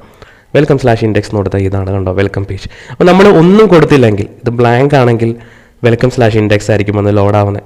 അതേസമയം ബാക്കി എല്ലാ URL-നും നമ്മൾ അതിൻ്റെ കൺട്രോളർ പറഞ്ഞു കൊടുത്തേ പറ്റത്തുള്ളൂ. അപ്പോൾ നമ്മളിവിടെ കൺട്രോളറിൻ്റെ പേര് വെൽക്കം എന്നാണെന്നുണ്ടെങ്കിൽ ഇവിടെ വെൽക്കം, ഇവിടെ നമ്മൾ W ക്യാപ്സ് കൊടുക്കേണ്ട, ലോവർ കേസ് കൊടുത്താൽ മതി. വെൽക്കം ഏത് ഫംഗ്ഷനാണ്, ഇൻഡെക്സ് ആണെങ്കിൽ ഇൻഡെക്സിന് കൊടുക്കാം. മറ്റൊരു പ്രത്യേകത എന്ന് പറഞ്ഞാൽ ഇൻഡെക്സ് നമുക്ക് വേണമെങ്കിൽ സ്കിപ്പ് ചെയ്യാം. /വെൽക്കം എന്ന് പറഞ്ഞാലും /വെൽക്കം /ഇൻഡെക്സ് എന്ന് പറഞ്ഞാലും ഒരേ മീനിങ് ആണ്. നമ്മളൊന്നും പറഞ്ഞില്ലെങ്കിൽ ബൈ ഡിഫോൾട്ട് ഇൻഡെക്സ് ആയിരിക്കും എടുക്കുക. ഓക്കെ, അതല്ല എങ്കിൽ നമുക്കത് പറഞ്ഞു കൊടുക്കാം എബൌട്ട്. ഇനി എനിക്ക് കോൺടാക്റ്റ് വേണമെന്നുണ്ടെങ്കിൽ എന്ത് ചെയ്യും, ഇവിടെ വീണ്ടും ഒരു ഫംഗ്ഷൻ ക്രിയേറ്റ് ചെയ്യും, പബ്ലിക് ഫംഗ്ഷൻ കോൺടാക്റ്റ്. വീണ്ടും എന്ത് പറയും, $this load view contact. Okay, അപ്പോൾ നമുക്ക് എന്ത് ചെയ്യണം, കോൺടാക്റ്റ് എന്ന് പറഞ്ഞ ഫയൽ ക്രിയേറ്റ് ചെയ്യണം. നമ്മൾ വീണ്ടും വ്യൂസിൽ പോകുന്നു, റൈറ്റ് ക്ലിക്ക് ചെയ്യുന്നു, ന്യൂ ഫയൽ ക്രിയേറ്റ് ചെയ്യുന്നു, കോൺടാക്റ്റ്. സെയിം പേര് തന്നെ വേണമെന്നില്ല കേട്ടോ, ഇഷ്ടമുള്ള പേര് നമുക്ക് കൊടുക്കാം. കോൺടാക്റ്റ് പേജ്, ഇപ്പം ഞാൻ പറയുകയാണ് contact page dot P H P. Okay, എന്നിട്ട് പറയുകയാണ് H1 ടാഗിൽ പറയുകയാണ് കോൺടാക്റ്റ് പേജ്. ഓക്കെ, അപ്പോൾ നമുക്ക് കോൺടാക്റ്റ് എന്ന് തന്നെ പറയണമെന്ന് യാതൊരു നിർബന്ധമില്ല. ഞാനിവിടെ പറഞ്ഞേക്കുന്നത് contact page dot P H P ആണ്. ഇനി വെൽക്കത്തിൽ വന്നു കഴിഞ്ഞാൽ ഇവിടെ നമ്മൾ കോൺടാക്റ്റ് പേജ് എന്ന് പറയണം. ഓക്കെ, നമുക്ക് ലോഡ് ചെയ്യേണ്ട വ്യൂ ഏതാണ്, contact page dot P H P ആണ്. അപ്പോൾ നമ്മളിവിടെ പറയുകയാണ് കോൺടാക്റ്റ് പേജ്. ഇത് നമ്മൾ /എബൌട്ട് മാറ്റിയിട്ട് കോൺടാക്റ്റ് എന്ന് കൊടുക്കുകയാണെങ്കിൽ കോൺടാക്റ്റ് പേജ് കിട്ടി. ഒന്നും കൊടുത്തില്ല എന്നുണ്ടെങ്കിൽ ഇൻഡെക്സ് പേജ് കിട്ടി. എബൌട്ട് എന്ന് കൊടുത്താൽ എബൌട്ട് പേജ് കിട്ടി. സോ ഇങ്ങനെയാണ് ഇതിൻ്റെ ബേസിക് റൂട്ടിംഗ് സ്കീം വർക്ക് ചെയ്യുന്നത്. അപ്പം നമ്മുടെ ബേസിക് URL ഇവിടം വരെ വന്നു. അതിനുശേഷം കൺട്രോളറിൻ്റെ പേര്, ഫംഗ്ഷൻ്റെ പേര്. ഓക്കെ, ഇനി നമുക്ക് കൺട്രോളറിൽ ചില സിറ്റുവേഷനിൽ ആർഗ്യുമെൻറ്റ്സ് പാസ് ചെയ്യേണ്ടി വരും. ഇപ്പോൾ ഉദാഹരണത്തിന് എനിക്കൊരു സ്റ്റുഡൻറ്റിൻ്റെ ഡീറ്റെയിൽസ് കാണണം എന്ന് കരുതുക. അപ്പോൾ URL ഇങ്ങനെയാണ്, ഇപ്പോൾ /student/view/1. view/1 എന്ന് പറയുമ്പോൾ 1 ID ആയിട്ടുള്ള സ്റ്റുഡൻറ്റിൻ്റെ ഡീറ്റെയിൽസ് കാണണം. view/2 കൊടുക്കുമ്പോൾ 2 ID ആയിട്ടുള്ള സ്റ്റുഡൻറ്റ് ഡീറ്റെയിൽസ് കാണണം. അപ്പോൾ അങ്ങനെ വരുന്ന സിറ്റുവേഷനിൽ നമുക്ക് ആർഗ്യുമെൻറ്റ് പാസ് ചെയ്യേണ്ടി വരും. അതെങ്ങനെയാണെന്ന് നമുക്ക് നോക്കാം. അപ്പോൾ അതിനുവേണ്ടി നമുക്കൊരു പുതിയ കൺട്രോളർ ക്രിയേറ്റ് ചെയ്യാം. ഇതിപ്പോൾ നമ്മൾ അവരായിട്ട് തന്ന എക്സാമ്പിൾ കൺട്രോളർ അല്ലേ ചെയ്തേക്കുന്നത്. അതിന് പകരം നമുക്കൊരു കൺട്രോളർ ക്രിയേറ്റ് ചെയ്യാം. അതിന് വേണ്ടിയിട്ട് നമ്മൾ കൺട്രോളേഴ്സിൻ്റെ അവിടെ വരുന്നു, റൈറ്റ് ക്ലിക്ക് ചെയ്യുന്നു, ന്യൂ ഫയൽ കൊടുക്കുന്നു. അവിടെ പ്രത്യേകം ശ്രദ്ധിക്കുക, ഫസ്റ്റ് ലെറ്റർ ക്യാപ്സ്. അപ്പോൾ നമ്മൾ സ്റ്റുഡൻറ്റ് കൺട്രോളറാണ് ക്രിയേറ്റ് ചെയ്യുന്നത്. അപ്പോൾ നമ്മൾ പറയുകയാണ് student dot P H P. Student കൺട്രോളറാണ് നമ്മൾ ക്രിയേറ്റ് ചെയ്യുന്നത്. അപ്പോൾ നമ്മൾ പറയുകയാണ് student dot P H P. ഇപ്പോൾ student dot P H P open ചെയ്ത് വന്നു. ഇതേ കൺട്രോളറിൻ്റെ കോഡിൻ്റെ കോപ്പി നമുക്ക് എടുക്കാം. അപ്പോൾ ഇത്രയും കണ്ടൻറ്റ് നമുക്ക് കോപ്പി എടുക്കാം. ഓക്കെ, ഇത്രയും കണ്ടൻറ്റ് നമ്മൾ കോപ്പി എടുത്ത് ഇവിടെ പേസ്റ്റ് ചെയ്യുന്നു. ഈ ക്ലാസ് ഇവിടെ ക്ലോസ് ചെയ്യുന്നു, പി എച്ച് പിയുടെ ക്ലോസിങ്. ഓക്കെ, ഇപ്പോൾ നമുക്ക് ആ ക്ലാസ്സിൻ്റെ സെയിം നമ്മളൊരു കോപ്പി എടുത്തു. നമ്മളിവിടെ പറയേണ്ടത് ക്ലാസ് വെൽക്കം എന്നല്ല, ഇതെന്ത് കൺട്രോളറിൻ്റെ പേരെന്താണ്, student dot P H P എന്നാണ്. അപ്പോൾ നമ്മൾ പറയുന്നത് class student extends CA_ content, student extends CA_ controller. Okay, ഇപ്പം നമ്മൾ സ്റ്റുഡൻറ്റ് എന്നുള്ളൊരു കൺട്രോളർ ക്രിയേറ്റ് ചെയ്തു. നമുക്ക് അതിൻ്റെ ഒരു ഫംഗ്ഷൻ ക്രിയേറ്റ് ചെയ്യാം. ഇവിടെ എങ്ങനെയാണ് നമ്മൾ ഫംഗ്ഷൻ ക്രിയേറ്റ് ചെയ്തത് അതുപോലെ തന്നെ പബ്ലിക് ഫംഗ്ഷൻ എന്ന് പറഞ്ഞിട്ട് ഫംഗ്ഷൻ ക്രിയേറ്റ് ചെയ്യാം. ഞാൻ പറയുവാണ് പബ്ലിക് ഫംഗ്ഷൻ വ്യൂ. അപ്പോൾ എൻ്റെ URL എങ്ങനെയാണ് വരേണ്ടത്, student/view/ അല്ലേ. അപ്പം ഞാൻ തൽക്കാലം ഇത്രയും കൊടുക്കുകയാണ്, വർക്ക് ചെയ്യുന്നുണ്ടോ എന്നറിയാം. അപ്പോൾ ഇവിടെ നമുക്ക് എല്ലാ കേസിലും വ്യൂ ലോഡ് ചെയ്യണം എന്ന് നിർബന്ധമൊന്നുമില്ല. ഇതിപ്പോൾ ഞാനിവിടെ വ്യൂ ലോഡ് ചെയ്യിക്കാൻ പറഞ്ഞിട്ടുണ്ടല്ലേ. എല്ലാ സിറ്റുവേഷനിലും വ്യൂ ലോഡ് ചെയ്യിക്കണമെന്ന് യാതൊരു നിർബന്ധമില്ല. എനിക്ക് വേണമെങ്കിൽ വെറുതെ ഒരു മെസ്സേജ് പറയാം, വ്യൂ പേജ്, ഇങ്ങനെ എനിക്ക് പറയാൻ വേണമെങ്കിൽ. എനിക്ക് ഹാർഡ് കോഡ് ചെയ്ത് ഇങ്ങനെ വേണമെങ്കിൽ ഡേറ്റ കൊടുക്കാം. അപ്പോൾ ആരെങ്കിലും student/view എന്ന് എടുത്തു കഴിഞ്ഞാൽ ഇത് കിട്ടും. നോക്കാം. ഇവിടെ നമ്മൾ student/view എന്ന് എടുത്തപ്പോഴോ നമ്മളിവിടെ എക്കോ ചെയ്ത മെസ്സേജ് നമുക്ക് കിട്ടി. അതിൻ്റെ അർത്ഥം ആക്ച്വലി ഈ കൺട്രോളറിൽ വന്ന് ഹിറ്റായി എന്നാണ്. അപ്പോൾ സ്റ്റുഡൻറ്റ് വ്യൂ. ഇനി നമുക്ക് വേണ്ടത് student/view/1 എന്ന് കൊടുക്കുമ്പം ID 1 ആയിട്ടുള്ള സ്റ്റുഡൻറ്റിനെ കാണണം. അപ്പോൾ ഇവിടെ വ്യൂ എന്നുള്ള ഫംഗ്ഷനിൽ ഒരു ആർഗ്യുമെൻറ്റും കൂടെ വരും അല്ലേ. ഇവിടെ ആക്ച്വലി ഇപ്പോൾ വ്യൂ വരെ വന്നിട്ടുള്ളൂ. ഇനി view/1 എന്ന് പറയുമ്പം വ്യൂവിൻ്റെ അകത്തേക്ക് നമുക്ക് ആർഗ്യുമെൻറ്റ് പാസ് ചെയ്യാൻ പറ്റണം. അത് നമുക്ക് എത്ര ആർഗ്യുമെൻറ്റ് വേണമെങ്കിലും പാസ് ചെയ്യാം. അത് ഈ വ്യൂ എന്നുള്ള ഫംഗ്ഷൻ്റെ ആർഗ്യുമെൻ്റ് ആയിട്ട് കൊടുത്താൽ മതി. ഞാൻ പറയുകയാണ് $ID. വ്യൂ ഈ ഫംഗ്ഷൻ്റെ അകത്ത് നമ്മൾ ആർഗ്യുമെൻ്റ് ആയിട്ട് പറയുകയാണ് $ID. സോ ഇത് നമ്മൾ view/1 എന്ന് പറഞ്ഞു കഴിഞ്ഞാൽ ഈ ID 1 ആയിട്ട് കിട്ടും. ഓക്കെ, സോ നമുക്ക് വെറുതെ ഒന്ന് എക്കോ ചെയ്യാം. Echo $ID. ഒന്ന് റിഫ്രഷ് ചെയ്യുകയാണ്. സോറി, view/1 1 എന്നുള്ള ID കിട്ടി. 2 കൊടുത്തു കഴിഞ്ഞാൽ 2 എന്നുള്ള ID കിട്ടി. ഓക്കെ, സമയം വേറെ എന്തെങ്കിലും കൊടുത്തു കഴിഞ്ഞാൽ ഇപ്പം ABC എന്ന് കൊടുത്താൽ ABC എന്ന് കിട്ടി. സോ ഇതാണ് നമ്മൾ പാസ് ചെയ്യുന്ന ആർഗ്യുമെൻറ്റ്. ഇനി ഒരു ആർഗ്യുമെൻ്റ് ഇവിടെ വേണമെങ്കിലോ ഞാൻ കോമ മറ്റൊരു പേര് കൊടുത്താൽ മതി. ഞാൻ പറയുകയാണ് ID $X. ഇഷ്ടമുള്ള പേര് നമുക്ക് കൊടുക്കാവേ. ഇപ്പം $ID $X. അപ്പം 2 ആർഗ്യുമെൻറ്റ് വരും. വ്യൂ സ്ലാഷ് ഒന്നാമത്തെ ആർഗ്യുമെൻ്റ് എന്താണ്, നമ്മൾ ID എന്ന് പേര് കൊടുത്തു. അപ്പം 1 വീണ്ടും സ്ലാഷ് അടുത്താണ് $X 2. ഇപ്പോൾ 2 ആർഗ്യുമെൻറ്റ് വന്നു. ഞാൻ പറയുകയാണ് എക്കോ $ID. ഒരു ബ്രേക്ക് ടാഗ് കൊടുത്തിട്ട് വീണ്ടും പറയുകയാണ് എക്കോ $X. ഇപ്പോൾ 1 2 എന്നാണ് കൊടുത്തേക്കണമെങ്കിൽ 1 2 ABC XYZ എന്നാണ് കൊടുത്തേക്കണമെങ്കിൽ ABC XYZ. ഇങ്ങനെ നമുക്ക് എത്ര ആർഗ്യുമെൻറ്റ് വേണമെങ്കിലും പാസ് ചെയ്യാം. ഇനി ആർഗ്യുമെൻറ്റ് വേണമെങ്കിൽ വീണ്ടും സ്ലാഷ് കൊടുത്താൽ മതി. അതനുസരിച്ച് ഇവിടെ ആർഗ്യുമെൻറ്റ് ഇട്ട് കൊടുത്തുകൊണ്ടിരിക്കാം. നമുക്കിപ്പോൾ വേണ്ട എന്താണ്, വ്യൂ ID എന്ന് പറയുമ്പോൾ ആ ID ആയിട്ടുള്ള സ്റ്റുഡൻറ്റ് ഡീറ്റെയിൽസ് പറയണം. അപ്പോൾ നമ്മൾ കുറച്ച് സ്റ്റുഡൻസിനെ ഇവിടെ ഹാർഡ് കോഡ് ചെയ്ത് പറയുകയാണ്. നമ്മൾ DB നോക്കിയിട്ടില്ല. DB നോക്കുന്നത് വരെ നമ്മൾ ഈ ഹാർഡ് കോഡ് ചെയ്ത ഡേറ്റ നോക്കുകയാണ്. കുറച്ച് സ്റ്റുഡൻസിനെ പറയുകയാണ്. ID 1 ആണെന്നെങ്കിൽ നമ്മൾ പറയുകയാണ്. സോ നമ്മൾ ID 1 ഒരു പേര് കൊടുക്കുകയാണ്. ID 2 മറ്റൊരു പേര് കൊടുക്കുകയാണ്.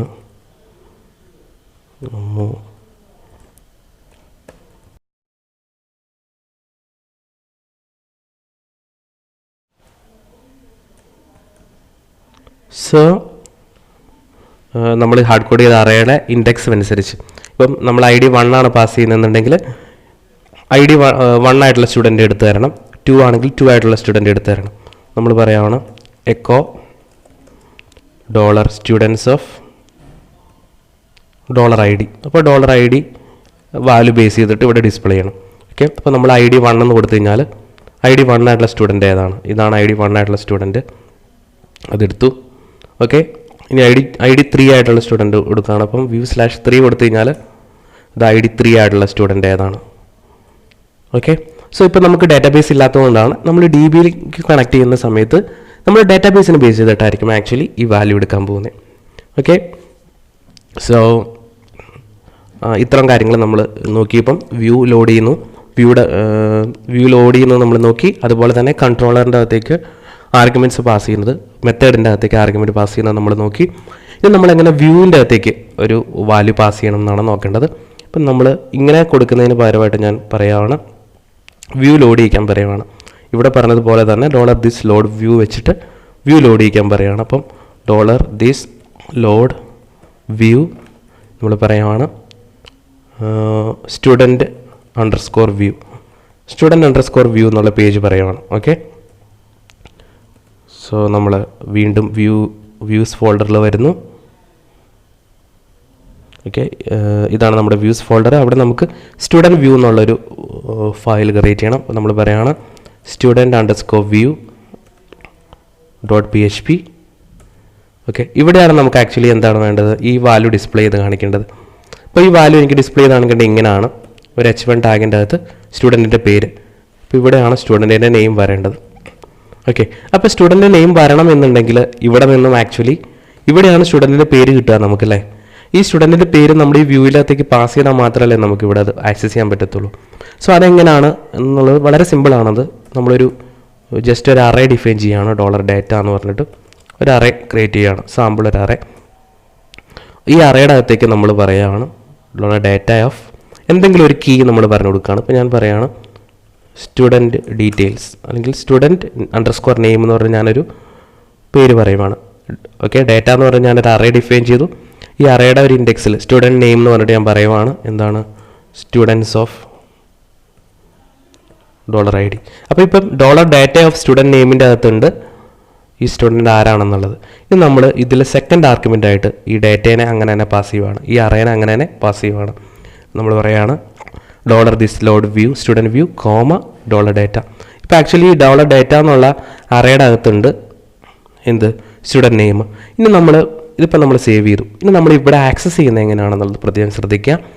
നമ്മളിവിടെ ഡാറ്റ എന്ന് പറയുന്ന അറേയുടെ അകത്ത് എന്ത് പേരിലാണോ സേവ് ചെയ്തേക്കുന്നത്, ഇപ്പോൾ സ്റ്റുഡൻറ്റ് നെയിം എന്നല്ലേ, എനിക്കിവിടെ അതിനെ $student name എന്ന് പറഞ്ഞ് ആക്സസ് ചെയ്യാം.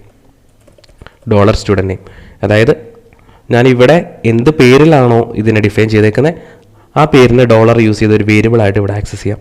ഇപ്പം ഞാനിവിടെ ഇതിനെ ABC എന്നാണ് കൊടുത്തതെന്ന് കരുതുക, $data ഓഫ് ABC എന്നാണ് പറഞ്ഞെങ്കിൽ എനിക്കിവിടെ $ABC എന്ന് പറഞ്ഞ് യൂസ് ചെയ്യാം. ഞാനിവിടെ പറഞ്ഞേക്കുന്നത് എന്താണ്, ഇപ്പം ഇവിടെ സ്റ്റുഡൻറ്റ് നെയിം എന്നാണ് പറഞ്ഞേക്കുന്നത്, student_name.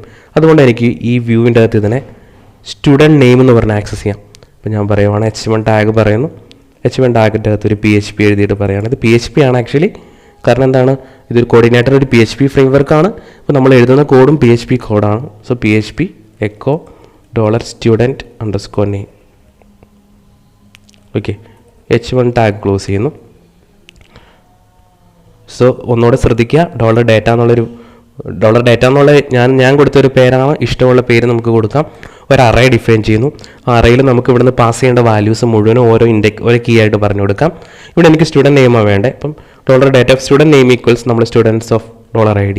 അപ്പോൾ ഓരോ തവണയും ഓരോ സ്റ്റുഡൻറ്റിൻ്റെ പേരായിരിക്കും ഇവിടെ കിട്ടുക. ഇനി അത് അപ്പുറം ആക്സസ് ചെയ്യുന്നത് എന്ത് കീ ആണ്, ഇവിടെ കൊടുത്തിരിക്കുന്ന student_name എന്നുള്ള ഈ പേരാണെങ്കിൽ ആ പേര് വെച്ചിട്ടായിരിക്കും ഐഡൻറ്റിഫൈ ചെയ്യുക. ഇനി ഈ ഡാറ്റയെ രണ്ടാമത്തെ ആർഗ്യുമെൻ്റായിട്ട് നമ്മൾ പാസ് ചെയ്യണം. ഓക്കെ, സോ ഇത് രണ്ടും നമുക്ക് സേവ് ചെയ്തിട്ടൊന്ന് റൺ ചെയ്യാം. അത് h1 ടാഗിൻ്റെ അകത്ത് വരുവാണ്. നമ്മൾ view/1 പറയുന്നു, view/2 പറയുന്നു, view/3 പറയുന്നു. ഓക്കെ, സോ ഇപ്പം നമ്മൾ ചെയ്ത ആക്ച്വലി എന്താണ്, കൺട്രോളറിൻ്റെ അകത്ത് നിന്നും ഡാറ്റ ഒരു വ്യൂവിൻ്റെ അകത്തേക്ക് പാസ് ചെയ്തു. ഓക്കെ, ഇനി ഇതാണ് ആക്ച്വൽ MVC എന്ന് പറയുന്നത്. ആക്ച്വലി ഇവിടെ വ്യൂവിന് അറിയത്തില്ല, ഈ വ്യൂ ഫയൽ കാണുന്ന ആർക്കും മനസ്സിലാവില്ല ഈ സ്റ്റുഡൻറ്റ് നെയിം എവിടെ നിന്ന് വന്നു എന്നുള്ളത്, അല്ലേ? ഈ സ്റ്റുഡൻറ്റ് നെയിം എവിടെ നിന്ന് വന്നു, എവിടെ നിന്ന് പോപ്പുലേറ്റ് ചെയ്തു എന്നുള്ളതിനെക്കുറിച്ച് യാതൊരു ഇൻഫർമേഷനും ഇല്ല. ഈ കൺട്രോളറിൽ വർക്ക് ചെയ്ത ആൾക്ക് മാത്രമേ അറിയത്തുള്ളൂ സ്റ്റുഡൻറ്റ് നെയിം എന്ന് പറയുന്നത് ഇന്നതാണ്. അപ്പോൾ ഇത് ഡിസൈൻ ചെയ്യുന്ന ഡിസൈനർക്ക് വരുന്ന സമയത്ത് ഡിസൈനർ ഇതിൻ്റെ HTML ഡിസൈൻ ചെയ്യുന്ന സമയത്ത് സ്റ്റുഡൻറ്റ് നെയിം എന്നുള്ള പേരല്ലാതെ അത് എവിടെ നിന്ന് വരുന്നു, ഏത് DBയിൽ നിന്ന് വരുന്നു എന്നുള്ള യാതൊരു ഇൻഫർമേഷനും ഈ പറയുന്ന ഡിസൈൻ ചെയ്യുന്ന ഡിസൈനർക്ക് കിട്ടുന്നില്ല. ഇതാണ് MVCയുടെ ഒരു കോർ ഐഡിയ എന്ന് പറയുന്നത്, പ്രസൻറ്റേഷനിൽ നിന്നും ബിസിനസ് ലോജിക്കിനെ ഹൈഡ് ചെയ്യുക എന്നുള്ളത്. നമ്മൾ ഹാർഡ് കോഡ് ചെയ്ത ഡാറ്റയാണ് ഇപ്പോൾ കൺട്രോളറിൻ്റെ അകത്ത് നിന്നും വ്യൂവിലേക്ക് പാസ് ചെയ്തത്. നമുക്കിനി ആക്ച്വലി ഒരു ആപ്ലിക്കേഷൻ ചെയ്യുമ്പം ഒരു ഡാറ്റാബേസിലേക്ക് കണക്ട് ചെയ്തിട്ടാണ് നമുക്ക് ഇതെല്ലാം ചെയ്യേണ്ടത്. സോ അതിന് വേണ്ടിയിട്ട് നമുക്ക് എങ്ങനെ ഡാറ്റാബേസ് കണക്ടിവിറ്റി എസ്റ്റാബ്ലിഷ് ചെയ്യാമെന്ന് നോക്കാം. അതിനായിട്ട് ഇപ്പോൾ നമ്മുടെ സിസ്റ്റത്തിൽ mysql ആണ് നമ്മൾ ഇൻസ്റ്റാൾ ചെയ്തേക്കുന്നത്. mysql നമ്മൾ ആക്സസ് ചെയ്യാൻ വേണ്ടിയിട്ട് localhost/phpMyAdmin എന്നുള്ള ഈ URL എടുത്താൽ നമ്മുടെ mysql ഡാറ്റാബേസ് നമുക്ക് കാണാം. നമുക്കതിൽ ലോഗിൻ ചെയ്യാം. User name by default root എന്നാണ്, പാസ്വേഡ് ബൈ ഡിഫോൾട്ട് ഇല്ല. നമ്മൾ ഗോ എടുക്കുന്നു. സോ നമ്മുടെ mysql ഡാറ്റാബേസസ് ആണ് ഇവിടെ ലിസ്റ്റ് ചെയ്തേക്കുന്നത്. നമുക്കൊരു സാമ്പിൾ ഡാറ്റാബേസ് ക്രിയേറ്റ് ചെയ്യാം. ഓൾറെഡി എക്സിസ്റ്റ് ചെയ്തിട്ടുള്ള ഡാറ്റാബേസസ് ഒന്നും നോക്കണ്ട, നമ്മളുടേതായിട്ടുള്ള ഒരു പുതിയ ഡാറ്റാബേസ് നമ്മൾ ക്രിയേറ്റ് ചെയ്യുന്നു. അതിൽ നമ്മൾ കൊടുക്കുന്നത് student_db എന്നുള്ളൊരു നെയിം നമുക്ക് കൊടുക്കാം. നമ്മൾ പറയണം ഡാറ്റാബേസിൻ്റെ പേര് student_db. ശേഷം ക്രിയേറ്റ് കൊടുക്കുന്നു. ഇതിൻ്റെ അകത്ത് നമുക്ക് കുറച്ച് ടേബിൾസ് ക്രിയേറ്റ് ചെയ്യണം. സോ ഇതാണ് student_db. ഇതിൻ്റെ അകത്ത് നമുക്ക് ആദ്യമായിട്ട് സ്റ്റുഡൻസിന് വേണ്ടിയിട്ടൊരു ടേബിൾ ക്രിയേറ്റ് ചെയ്യാം. അപ്പോൾ അതിൻ്റെ അകത്ത് സ്റ്റുഡൻസിൻ്റെ ഡീറ്റെയിൽസ് ഒക്കെ സേവ് ചെയ്യാൻ വേണ്ടിയിട്ടൊരു ടേബിൾ നമുക്ക് ക്രിയേറ്റ് ചെയ്യാം. സോ അതിനായിട്ട് നമുക്ക് വേണമെങ്കിൽ ക്രിയേറ്റ് കൊറി എഴുതിയിട്ട് ചെയ്യാം. അതല്ല എന്നുണ്ടെങ്കിൽ ഇതിൻ്റെ അകത്ത് ടേബിളിൻ്റെ പേര് ഡയറക്റ്റ് കൊടുത്തിട്ട് എഴുതാം. ഇപ്പോൾ ഞാൻ പറയുകയാണ് സ്റ്റുഡൻസ് ഏറ്റവും എളുപ്പമുള്ള മാർഗ്ഗം എന്ന് പറഞ്ഞാൽ ഇതാണ്. സ്റ്റുഡൻസ് പേര് കൊടുക്കുന്നു. സ്റ്റുഡൻറ്റിന് ഒരു ID ഫീൽഡ് ഉണ്ട്, അതൊരു പ്രൈമറി കീ ഫീൽഡാണ്. അതുപോലെ തന്നെ അതൊരു പ്രൈമറി കീ ആണെന്ന് സെലക്ട് ചെയ്തു. അതുപോലെ തന്നെ ഓട്ടോ ഇൻക്രിമെൻ്റ് ആണ്. ഓട്ടോമാറ്റിക്കലി അതിൻ്റെ ID 1 2 3 എന്ന് പറഞ്ഞിട്ട് ഇൻക്രിമെൻറ്റ് ചെയ്തോളൂ. നമ്മളായിട്ട് അതിൻ്റെ വാല്യൂ മാറ്റാൻ നിൽക്കണ്ട. ഇനി വേണ്ടത് സ്റ്റുഡൻറ്റിൻ്റെ നെയിമാണ്. സോ സ്റ്റുഡൻറ്റ് അണ്ടർസ്കോർ നെയിം, അതൊരു *100 നമുക്ക് കൊടുക്കാം. പിന്നെ വേണ്ടത് ഫോൺ നമ്പറാണ്. ഫോൺ അണ്ടർസ്കോർ നമ്പർ നമ്മളൊരു *10 കൊടുക്കുന്നു. ജെൻഡർ എടുക്കുകയാണ്. ജെൻഡർ എന്ന് പറഞ്ഞിട്ടുള്ള വാല്യൂ നമ്മൾ ഒരു ഇൻറ്റീജർ വാല്യൂ എടുക്കുകയാണ്. 1 എന്നുള്ള ഇതിലെടുക്കുന്നു. അത് നമ്മൾ അസ്യൂം ചെയ്യുന്നത് 0 ആണെന്നുണ്ടെങ്കിൽ ഫീമെയിൽ, 1 ആണെന്നുണ്ടെങ്കിൽ മെയിൽ എന്നുള്ള നമ്മൾ അസ്യൂം ചെയ്യുകയാണ്. ഇത്രയും ഡീറ്റെയിൽസ് വെച്ചിട്ട് നമ്മളൊരു ടേബിൾ ക്രിയേറ്റ് ചെയ്തു. ഓക്കെ, ഇപ്പോൾ നമുക്ക് ഒരു ടേബിൾ ക്രിയേറ്റ് ആയി. ഇതിലൊരു സാമ്പിൾ റെക്കോർഡ് നമുക്ക് ക്രിയേറ്റ് ചെയ്യാം. സോ ഇതിൽ നമ്മൾ സ്റ്റുഡൻറ്റിൻ്റെ പേര് പറയണം അനിൽ, ഫോൺ നമ്പർ പറയണം 1 2 3 4 5 6 7 8 9, ജെൻഡർ പറയണം 1, മെയിൽ എന്നുള്ള രീതിയിൽ. ഓക്കെ, അപ്പോൾ ഒരു റെക്കോർഡ് ഇൻസേർട്ടായി. സ്റ്റുഡൻറ്റ് ഡാറ്റാബേസ് നോക്കി കഴിഞ്ഞാൽ ഇപ്പം ഒരു റെക്കോർഡുണ്ട്. ഇനി ഈ ഡാറ്റാബേസിലേക്ക് ആക്ച്വലി നമ്മുടെ student_db എന്നുള്ളതാണ് നമ്മുടെ ഡാറ്റാബേസ്. ഈ student_db എന്നുള്ള ഡാറ്റാബേസിലേക്ക് നമ്മുടെ കോഡിഗ്നേറ്റർ ആപ്ലിക്കേഷനെ നമ്മൾ കണക്ട് ചെയ്യണം. സോ അതിനായിട്ട് നമ്മൾ നമ്മുടെ പ്രൊജക്റ്റിൻ്റെ ഫോൾഡറിൽ വരികയാണ്. പ്രൊജക്റ്റിൻ്റെ ഫോൾഡറിൽ വന്നു കഴിഞ്ഞിട്ട് നമ്മളിവിടെ കോൺഫിഗറേഷൻസിൻ്റെ സെക്ഷനുണ്ട്. ഞാൻ ആദ്യം സൂചിപ്പിച്ചിരുന്നു കോൺഫിഗറേഷൻ്റെ അകത്താണ് നമ്മുടെ ആപ്ലിക്കേഷനുമായിട്ട് ബന്ധപ്പെട്ട എല്ലാ കോൺഫിഗറേഷൻ വാല്യൂസും സ്റ്റോർ ചെയ്യുന്നത്. സോ ഇവിടെ നമ്മൾ കോൺഫിഗ് എടുത്തു കഴിഞ്ഞാൽ നമുക്ക് ഡാറ്റാബേസ് എന്നുള്ളൊരു സെക്ഷൻ കാണാൻ പറ്റും. database.php അത് ഓപ്പൺ ചെയ്യുവാണ്. സോ database.php എന്നുള്ള സെക്ഷൻ ഓപ്പൺ ചെയ്തു. അത് സ്ക്രോൾ ഡൗൺ ചെയ്ത് കഴിഞ്ഞാൽ നമുക്ക് നമ്മുടെ ഡാറ്റാബേസ് കണക്ടിവിറ്റി ഡീറ്റെയിൽസ് ഇവിടെ പറയാം. ഇപ്പോൾ ഇവിടെ ഡാറ്റാബേസിൻ്റെ ഡീറ്റെയിൽസ് പറയുകയാണ്. ഹോസ്റ്റ് നെയിം ലോക്കൽ ഹോസ്റ്റാണ്, നമുക്ക് മാറ്റം വരുത്തേണ്ട ആവശ്യമില്ല. ലോക്കൽ ഹോസ്റ്റാണ് നമ്മുടെ സിസ്റ്റം ഇപ്പം വർക്ക് ചെയ്യുന്നത്. നമുക്ക് വേറെ എന്തെങ്കിലും IP വേണമെന്നുണ്ടെങ്കിൽ IP അഡ്രസ്സ് ഇവിടെ കൊടുക്കാം. പക്ഷേ നമ്മുടെ കേസിലിപ്പം ഇത് ലോക്കൽ സിസ്റ്റത്തിലുള്ള ഡാറ്റാബേസ് ആണ്, അതുകൊണ്ട് ലോക്കൽ ഹോസ്റ്റ് എന്നാണ്. അതുപോലെ യൂസർ നെയിം, നമ്മുടെ യൂസർ നെയിം റൂട്ട് എന്നാണ്. ഓക്കെ, ബൈ ഡിഫോൾട്ട് വരുന്ന ഇൻസ്റ്റലേഷനിൽ MySQLൻ്റെ യൂസർ നെയിം റൂട്ടും പാസ്വേഡും ബ്ലാങ്കുമാണ്. നമ്മളിപ്പം ഇപ്പോൾ പാസ്വേഡ് സെറ്റ് ചെയ്തിട്ടുണ്ടെങ്കിൽ ആ പാസ്വേഡ് ഇവിടെ കൊടുക്കാം. നമുക്ക് തൽക്കാലം പാസ്വേഡ് ഒന്നും ഇല്ലാത്ത സ്ഥിതിക്ക് അത് ബ്ലാങ്ക് ആയിട്ട് കൊടുക്കുന്നു. അതുപോലെ ഡാറ്റാബേസിൻ്റെ സെക്ഷൻ, ഇവിടെ നമ്മുടെ ഡാറ്റാബേസിൻ്റെ പേര്, അതായത് student_db എന്നുള്ളതാണ് നമ്മുടെ ഡാറ്റാബേസിൻ്റെ പേര്. സോ നമ്മൾ പറയുകയാണ് student_db. ഇനി DB ഡ്രൈവറാണ്, അത് MySQLi ആണ് ബൈ ഡിഫോൾട്ട്, നമ്മളത് മാറ്റാൻ നിൽക്കണ്ട. MySQL എന്നുള്ളത് എന്ന് പറഞ്ഞാൽ പഴയ ഡ്രൈവറാണ്, അത് അതിൻ്റെ സപ്പോർട്ട് സ്റ്റോപ്പായി. ആക്ച്വലി MySQLi ആണ് മിനിമം നമ്മൾ ഇനി MySQLിലേക്ക് കണക്ട് ചെയ്യാനായിട്ട് മിനിമം യൂസ് ചെയ്യേണ്ട MySQLi ആണ്. MySQLiയോ PDയോ അങ്ങനെ പല ചോയ്സും നമുക്കുണ്ട്. പക്ഷേ ബൈ ഡിഫോൾട്ട് നമുക്കിപ്പം MySQLi യൂസ് ചെയ്താൽ മതി, അത് ഇനഫാണ്. പിന്നെ പറയുന്നത് ഇതിൻ്റെ ഡീബഗ് ഇൻഫർമേഷനാണ്, അത് നമുക്ക് കുറച്ച് കഴിഞ്ഞിട്ട് ഡിസ്കസ് ചെയ്യാം. അതായത് എൻവയോൺമെൻറ്റിനെ ബേസ് ചെയ്തിട്ടാണ്. അതായത് നമ്മുടെ ഇപ്പം ആപ്ലിക്കേഷൻ ഡെവലപ്മെൻറ്റിലാണ് നടക്കുന്നത്. ഡെവലപ്മെൻറ്റിലാണെന്നുണ്ടെങ്കിൽ ഡെവലപ്പ് ചെയ്യുമ്പം ഉള്ള എറേഴ്സൊക്കെ നമുക്ക് കാണണം അല്ലേ. അതേസമയം നമ്മളിത് ലൈവ് സെർവറിലേക്ക് ഡിപ്ലോയ് ചെയ്യുകയാണെന്നുണ്ടെങ്കിൽ നമുക്ക് ആ എറേഴ്സ് ഒന്നും കാണേണ്ട ആവശ്യമില്ല. നമ്മുടെ ഭാഗത്ത് എന്തെങ്കിലും എറർ ഉണ്ടെന്നുണ്ടെങ്കിൽ അത് ലൈവിലിടുമ്പോൾ അത് കണ്ടു കഴിഞ്ഞാൽ യൂസർ ആ എറർ കാണും. അത് ശരിയായൊരു പ്രാക്ടീസ് അല്ല. അതുകൊണ്ട് നമ്മൾ ഡെവലപ്പ് ചെയ്യുന്ന സമയത്ത് നമ്മൾ ഡെവലപ്മെൻറ്റ് മോഡിലും അതുപോലെ ലൈവിലാക്കുന്ന സമയത്ത് നമ്മൾ പ്രൊഡക്ഷൻ മോഡിലും ആയിരിക്കും. ഓക്കെ, സോ അത് മാറ്റുക എന്ന് പറയുന്നത് സിമ്പിളായിട്ടുള്ളൊരു പ്രൊസീജിയറാണ്. അത് മാറ്റാനായിട്ട് നമ്മൾ നമ്മുടെ പ്രൊജക്റ്റിൻ്റെ ഫോൾഡറിൽ വന്നു കഴിഞ്ഞാൽ നമുക്ക് index.php എന്നുള്ള ഫയൽ ഞാൻ നേരത്തെ സൂചിപ്പിച്ചു. മെയിൻ ഫയലാണല്ലോ index.php. ഈ ഫയലിൻ്റെ അകത്ത് നമ്മൾ നോക്കിയാൽ ഡിഫൈൻ എൻവയോൺമെൻറ്റ് എന്ന് കാണാം. ഇവിടെ എൻവയോൺമെൻറ്റ് എന്ന് പറയുന്നത് ഇത് ആക്ച്വലി എൻവയോൺമെൻറ്റ് വേരിയബിളിൽ നിന്ന് എടുക്കേണ്ടതാണ്. അതായത് എൻവയോൺമെൻറ്റ് വേരിയബിൾ നമുക്കൊരു സെർവറിലെ എൻവയോൺമെൻറ്റ് വേരിയബിൾ സെറ്റ് ചെയ്യാൻ പറ്റും. അപ്പോൾ ആ എൻവയോൺമെൻറ്റ് വേരിയബിളിനെ ബേസ് ചെയ്തിട്ട് ഓട്ടോമാറ്റിക്കലി നമുക്ക് ഡെവലപ്മെൻറ്റോ പ്രൊഡക്ഷനോ എടുക്കാം. അതല്ല എന്നുണ്ടെങ്കിൽ നമുക്ക് നമ്മുടെ ഇഷ്ടമുള്ള ഇത് പറഞ്ഞു കൊടുക്കാൻ വേണമെങ്കിൽ ഇത് ക്ലിയർ ചെയ്തിട്ട് വേണമെങ്കിൽ ഇവിടെ ഡെവലപ്മെൻറ്റ് എന്ന് പറഞ്ഞു കൊടുക്കാം. ഡെവലപ്മെൻറ്റ് മുകളിൽ ഒരു സാമ്പിൾ വാല്യൂസ് തന്നിട്ടുണ്ട്. Development, testing, production. ഡെവലപ്മെൻറ്റ് എന്ന് പറഞ്ഞു കൊടുക്കാം, അല്ലെങ്കിൽ പ്രൊഡക്ഷൻ എന്ന് പറഞ്ഞു കൊടുക്കാം. ഓക്കെ, ബൈ ഡിഫോൾട്ട് ഇങ്ങനെ ആയിരിക്കും കിടക്കുന്നത്. അതായത് കോഡിഗ്നേറ്ററിൻ്റെ എൻവയോൺമെൻറ്റ് വേരിയബിളിനെ ബേസ് ചെയ്തിട്ടായിരിക്കും. എൻവയോൺമെൻറ്റ് വേരിയബിൾ ഇപ്പോൾ ലൈവ് ആണെങ്കിൽ ഓട്ടോമാറ്റിക്കലി അത് പ്രൊഡക്ഷൻ എന്നായിരിക്കും. നമ്മുടെ ലോക്കലിൻ്റെ കേസിൽ അത് ഡെവലപ്മെൻറ്റ് എന്നും ആയിരിക്കും. ഓക്കെ, ഇങ്ങനെ നമുക്ക് ഡെവലപ്മെൻറ്റും പ്രൊഡക്ഷൻ വേർഷൻസും നമ്മൾ ഒത്തിരി ബോധരാവേണ്ട കാര്യമല്ല. അത് നമ്മളിത് ലൈവ് സെർവറിലേക്ക് ഡിപ്ലോയ് ചെയ്യുന്ന സമയത്തുള്ള ഒരു കേസാണത്. അതിൽ ലൈവ് സെർവർ ആണെങ്കിൽ എറേഴ്സ് ഒന്നും കാണിക്കാൻ പാടില്ല. അതേസമയം നമ്മൾ ലോക്കൽ ഡെവലപ്പ് ചെയ്യുന്ന സമയത്ത് എറേഴ്സ് ഒക്കെ കാണിക്കണമെന്നാണ് അതിൻ്റെ മീനിങ്. ഇപ്പോൾ നമ്മുടെ ഡാറ്റാബേസിൽ തന്നെ തിരിച്ചു വരാം. നമ്മളിവിടെ ഹോസ്റ്റ് പറഞ്ഞു, അതുപോലെ യൂസർ നെയിമും പാസ്വേഡും ഡാറ്റാബേസും പറഞ്ഞു സേവ് ചെയ്യാം. ഇപ്പോൾ ആക്ച്വലി നമ്മുടെ സിസ്റ്റം ഡാറ്റാബേസിലേക്ക് കണക്റ്റഡ് ആവും. ഇപ്പോൾ നമ്മൾ ഡാറ്റാബേസ് ഇതിലേക്ക് ആക്ച്വലി കണക്ട് ചെയ്യാനായിട്ടുള്ള കോൺഫിഗറേഷൻ പറഞ്ഞു കൊടുത്തു. ഇനി ഒരു കാര്യം കൂടെ നമ്മൾ ശ്രദ്ധിക്കണം, അതായത് ബൈ ഡിഫോൾട്ട് ഡാറ്റാബേസ് ലോഡ് ചെയ്യാൻ പറഞ്ഞിട്ടുണ്ടോ എന്നുള്ളത്. സോ അതിനായിട്ട് നമ്മുടെ കോൺഫിഗ് എന്നുള്ള ഡയറക്ടറി വരുന്നു. കോൺഫിഗിൽ ഓട്ടോ ലോഡ് എന്നുള്ളൊരു സെക്ഷനുണ്ട്. ഇതെന്ന് പറഞ്ഞാൽ നമ്മുടെ ആപ്ലിക്കേഷൻ റൺ ചെയ്യുമ്പം എന്തൊക്കെ കാര്യങ്ങൾ ഓട്ടോമാറ്റിക്കലി ലോഡ് ആവണം എന്നുള്ളതാണ്. അതായത് ഏതൊക്കെ ലൈബ്രറീസ് ഓട്ടോമാറ്റിക്കലി ലോഡ് ആവണം എന്നുള്ള പറഞ്ഞു കൊടുക്കേണ്ട സ്ഥലമാണ്. ഇപ്പോൾ ഓട്ടോ ലോഡ് എടുത്തു കഴിഞ്ഞാൽ ഇതിൽ ഒരുപാട് കാര്യങ്ങളുണ്ട്. മുകളിൽ നിന്ന് നോക്കി കഴിഞ്ഞാൽ ഇപ്പോൾ ആദ്യത്തെ സെക്ഷൻ പാക്കേജസിൻ്റെ ഒരു സെക്ഷനുണ്ട്, അതുപോലെ ലൈബ്രറീസിൻ്റെ സെക്ഷനുണ്ട്. ഇതിൽ ഏതൊക്കെ ബൈ ഡിഫോൾട്ട് ലോഡ് ചെയ്യണം എന്നുള്ളതാണ്. അപ്പോൾ ഇതിലൊരു എക്സാമ്പിൾ മുകളിൽ പറഞ്ഞിട്ടുണ്ട്, auto load libraries, array, database, email, session. നമുക്ക് ബൈ ഡിഫോൾട്ട് ഇതൊക്കെ നോർമലി എല്ലാ ആപ്ലിക്കേഷനും ഡാറ്റാബേസ് വേണ്ടതാണ്. ഇമെയിൽ മിക്കവാറും വേണ്ടി വരും, സെഷൻ വേണ്ടി വരും. അപ്പോൾ അങ്ങനത്തെ കേസിലൊക്കെ നമ്മൾ ഇവിടെ അത് പറഞ്ഞു കൊടുക്കണം. അതായത് ഈ ആപ്ലിക്കേഷൻ റൺ ചെയ്യുമ്പം അതിൽ ഡാറ്റാബേസിനുള്ള ലൈബ്രറി ലോഡ് ചെയ്തെങ്കിൽ മാത്രമേ നമുക്ക് ഡാറ്റാബേസ് ബേസ് ചെയ്തിട്ടുള്ള കാര്യങ്ങൾ ചെയ്യാൻ പറ്റത്തുള്ളൂ. സോ ഇതിൽ നമ്മൾ ഡാറ്റാബേസിനുള്ള ഒരു കീ ഇതിൽ കൊടുക്കണം. സോ ഇവിടെ ഇതൊരു അറയാണ് ആക്ച്വലി. ഈ അറയുടെ അകത്ത് എന്തൊക്കെയാണോ നമുക്ക് ബൈ ഡിഫോൾട്ട് ലോഡ് ചെയ്യേണ്ടത് അത് ഓരോ അറയുടെ ഓരോ വാല്യൂ ആയിട്ട് കൊടുക്കണം. ഇപ്പം എനിക്ക് ഡാറ്റാബേസ് ലോഡ് ചെയ്യണം, അപ്പോൾ ഡാറ്റാബേസിൽ നിന്ന്. ഇനി സെഷൻ വേണമെന്നുണ്ടെങ്കിൽ സെഷൻ, അതൊക്കെ നമുക്ക് പിന്നീട് നോക്കാം.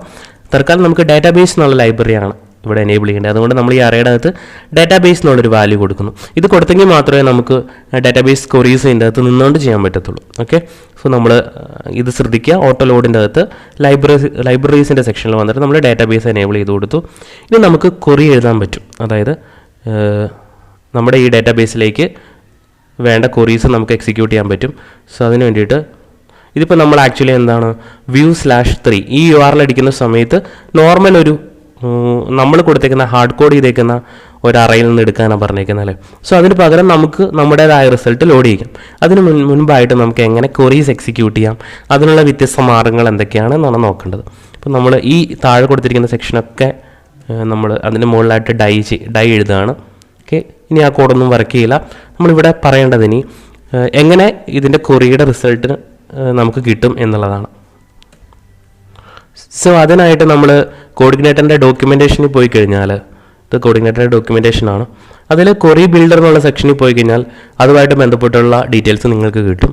അതായത് എങ്ങനെ ഡാറ്റാബേസിൽ നിന്ന് ക്വറി എഴുതാം, അങ്ങനെയുള്ള കാര്യങ്ങൾ മുഴുവൻ കിട്ടും. ഇത് റെഫർ ചെയ്ത് കഴിഞ്ഞാൽ ഈ ഡാറ്റാബേസുമായിട്ട് ബന്ധപ്പെട്ട മുഴുവൻ കാര്യങ്ങൾ ഇതിൻ്റെ അകത്തുണ്ട്. നല്ല നീറ്റായിട്ടുള്ളൊരു ഡോക്യുമെൻറ്റേഷനാണ്, അത് വായിച്ചാൽ നിങ്ങൾക്ക് മനസ്സിലാവും. സോ നമുക്ക് ബേസിക് ക്വറീസ് നമുക്കിപ്പം തൽക്കാലം നോക്കാം. സോ ക്വറി ചെയ്യാൻ വേണ്ടിയിട്ട് നമുക്ക് വേണ്ടത് $this/db. ആക്ച്വലി ഈ ഒരു db എന്നുള്ള ഈ ഒരു വാല്യൂ, ഓക്കെ, $this/db, ഈ db എന്നുള്ള ഈ ഒരു ഒബ്ജക്റ്റ് വെച്ചിട്ടാണ് നമ്മൾ ക്വറിയിലെ എല്ലാ ക്വറിയും എക്സിക്യൂട്ട് ചെയ്യുന്നത്. നമ്മൾ സാധാരണ ക്വറി എഴുതുന്നത് എങ്ങനെയാണ്, select* from students എന്നുള്ള രീതിയിലാണല്ലേ. ഇങ്ങനെ ക്വറി നമ്മൾ നോർമലി കോഡിഗ്നേറ്റർ എന്നല്ല, ഒരു MVC ആർക്കിടെക്ചറിൽ നമ്മൾ ഇതുപോലെ ഡയറക്റ്റ് ക്വറീസ് എഴുതാറില്ല. 99% കേസിലും നമ്മൾ ഡയറക്റ്റ് ക്വറീസ് എഴുതാറില്ല. പകരം നമ്മളൊരു ക്വറി ബിൽഡർ യൂസ് ചെയ്യുകയാണ് ചെയ്യാറ്. ക്വറി ബിൽഡർ എന്ന് പറഞ്ഞു കഴിഞ്ഞാൽ നമ്മൾ വേണ്ട കണ്ടീഷനും കാര്യങ്ങളൊക്കെ പറഞ്ഞു കൊടുത്തു കഴിഞ്ഞാൽ ആക്ച്വലി ക്വറി എക്സിക്യൂട്ട് ചെയ്യുന്നത് ഈ കോഡിഗ്നേറ്റർ തന്നെയായിരിക്കും, അല്ലെങ്കിൽ ക്വറി ബിൽഡർ തന്നെ ആയിരിക്കും. നമ്മൾ കുറച്ച് എന്തൊക്കെയാണോ വേണ്ടതെന്നുള്ളത് ഈ കോഡിഗ്നേറ്ററിൻ്റെ അല്ലെങ്കിൽ ഏത് ഫ്രെയിംവർക്കിൻ്റെ ആണോ ആ ഫ്രെയിംവർക്കിൻ്റെതായ രീതിയിൽ പറഞ്ഞു കൊടുത്തു കഴിഞ്ഞാൽ അതിനെ ഒരു SQL ക്വറിയാക്കി മാറ്റിയിട്ട് എക്സിക്യൂട്ട് ചെയ്യിക്കുന്നത് ഈ ക്വറി ബിൽഡറിൻ്റെ റെസ്പോൺസിബിലിറ്റിയാണ്. സോ ഇവിടെ ഇത് ഒരു ക്വറി ബിൽഡറാണ് യൂസ് ചെയ്യുന്നത്. സോ ഇത് വളരെ സിമ്പിളാണ്. $this/db ഈ ഒബ്ജക്റ്റ് വെച്ചിട്ടാണ് ഇനി നമുക്ക് എന്ത് വേണമെങ്കിലും ഇതിൻ്റെ അകത്ത് ചെയ്യേണ്ടത്. അപ്പോൾ ഇതിൽ എനിക്കൊരു ടേബിളിൽ നിന്ന് കണ്ടൻറ്റ് എടുക്കണം എന്നുണ്ടെങ്കിൽ ഇപ്പോൾ നമുക്കൊരു സെലക്ട് ക്വറി തന്നെ എഴുതാം. select* from students എന്നാണ്, ഇങ്ങനെയാണ് നമുക്ക് എഴുതേണ്ടത്. ഓക്കെ, സോ $this/db ഇതിൽ സ്റ്റാർ എന്നുള്ളത് ബൈ ഡിഫോൾട്ട് സ്റ്റാർ ആണ്. നമ്മൾ പറഞ്ഞു കൊടുത്തില്ലെങ്കിൽ എല്ലാ എലമെൻറ്റ്സും എടുക്കാം എന്നുള്ളതാണ്. ഇപ്പോൾ ഫ്രം സ്റ്റുഡൻസിന് എങ്ങനെ പറഞ്ഞു കൊടുക്കും? സോ അതിന് വേണ്ടിയിട്ടാണ് ഗെറ്റ്. ഓക്കെ, $this/db ഗെറ്റ് എന്നുള്ള ഫംഗ്ഷൻ്റെ അകത്ത് നമുക്ക് ടേബിളിൻ്റെ പേര് പറഞ്ഞു കൊടുക്കാം. $this/db ഗെറ്റ് സ്റ്റുഡൻസ് എന്ന് പറഞ്ഞാൽ അതിൻ്റെ അർത്ഥം സ്റ്റുഡൻസ് എന്നുള്ള ഡാറ്റാബേസിൽ നിന്നാണ്. അപ്പോൾ സെലക്ട് സ്റ്റാർ ഫ്രം സ്റ്റുഡൻസിന് പകരമായിട്ട് നമുക്ക് ഇങ്ങനെ എഴുതിയാൽ മതി $this db get students. ഇത്തരം ചെയ്യുമ്പോൾ ശരിക്കും സംഭവിക്കുന്ന ബാക്ക്ഗ്രൗണ്ടിൽ സെലക്ട് സ്റ്റാർ ഫ്രം സ്റ്റുഡൻസ് എന്നുള്ള ക്വറി ബിൽഡ് ചെയ്യുകയാണ്. അപ്പോൾ നമുക്കതിൻ്റെ റിസൾട്ടിനെ ഒരു വേരിയബിളിലേക്ക് എടുത്ത് വയ്ക്കാം. $result equals $this db get students. Okay, നമുക്ക് ഈ റിസൾട്ടിനെ ഒന്ന് വാർഡംപ് ചെയ്യാം. വാർഡംപ് $result എന്നിട്ടൊന്ന് റൺ ചെയ്യാം. നമുക്കിപ്പോൾ ആക്ച്വലി കിട്ടിയ റിസൾട്ട് ഇതാണ്. ഇതിപ്പം ഡാറ്റാബേസിൻ്റെ റിസൾട്ട് അല്ല, പക്ഷേ റിസൾട്ടുമായിട്ട് ബന്ധപ്പെട്ട ഡീറ്റെയിൽസ് ആണ്. അതായത് ഒരു MySQL ഒബ്ജക്റ്റാണ് നമുക്കിപ്പോൾ ഇവിടെ റിസൾട്ടായിട്ട് കിട്ടിയേക്കുന്നത്. ഇവിടെ റോസ് നോക്കിക്കഴിഞ്ഞാൽ നമുക്കറിയാം റോസ് 1 ആണ്. അപ്പോൾ ഇത് കുറേ എക്സിക്യൂട്ട് ചെയ്തു, സക്സസ്ഫുള്ളി എക്സിക്യൂട്ട് ചെയ്തു. നമുക്ക് ഇതിൻ്റെ അകത്തുനിന്ന് റിസൾട്ട് എടുക്കണം. അപ്പോൾ റിസൾട്ട് എടുക്കാൻ വേണ്ടിയിട്ട് നമുക്ക് ഒരുപാട് ഫങ്ഷൻസ് അവൈലബിൾ ആണ്. അതിലൊന്നെന്ന് പറയുന്നത് ഈ റിസൾട്ട് ആരോ, അതായത് കിട്ടിയേക്കുന്ന റിസൾട്ട് ഒബ്ജക്റ്റ് ആരോ റിസൾട്ട് എന്ന് പറഞ്ഞ ഒരു ഫംഗ്ഷൻ ഉണ്ട്. റിസൾട്ട് എന്നുള്ള ഫംഗ്ഷൻ വിളിച്ച് കഴിഞ്ഞാൽ ഇതിപ്പോൾ നമ്മൾ ഈ കിട്ടിയേക്കുന്ന റിസൾട്ടിനെ ഒരു വേരിയബിളിലേക്ക് എടുത്തേക്കുവാണ്. ആ ഒബ്ജക്റ്റ് ആരോ റിസൾട്ട് എന്ന് നമ്മൾ വിളിച്ച് കഴിഞ്ഞാൽ നമുക്കൊരു റിസൾട്ട് ഒബ്ജക്റ്റ് കിട്ടും.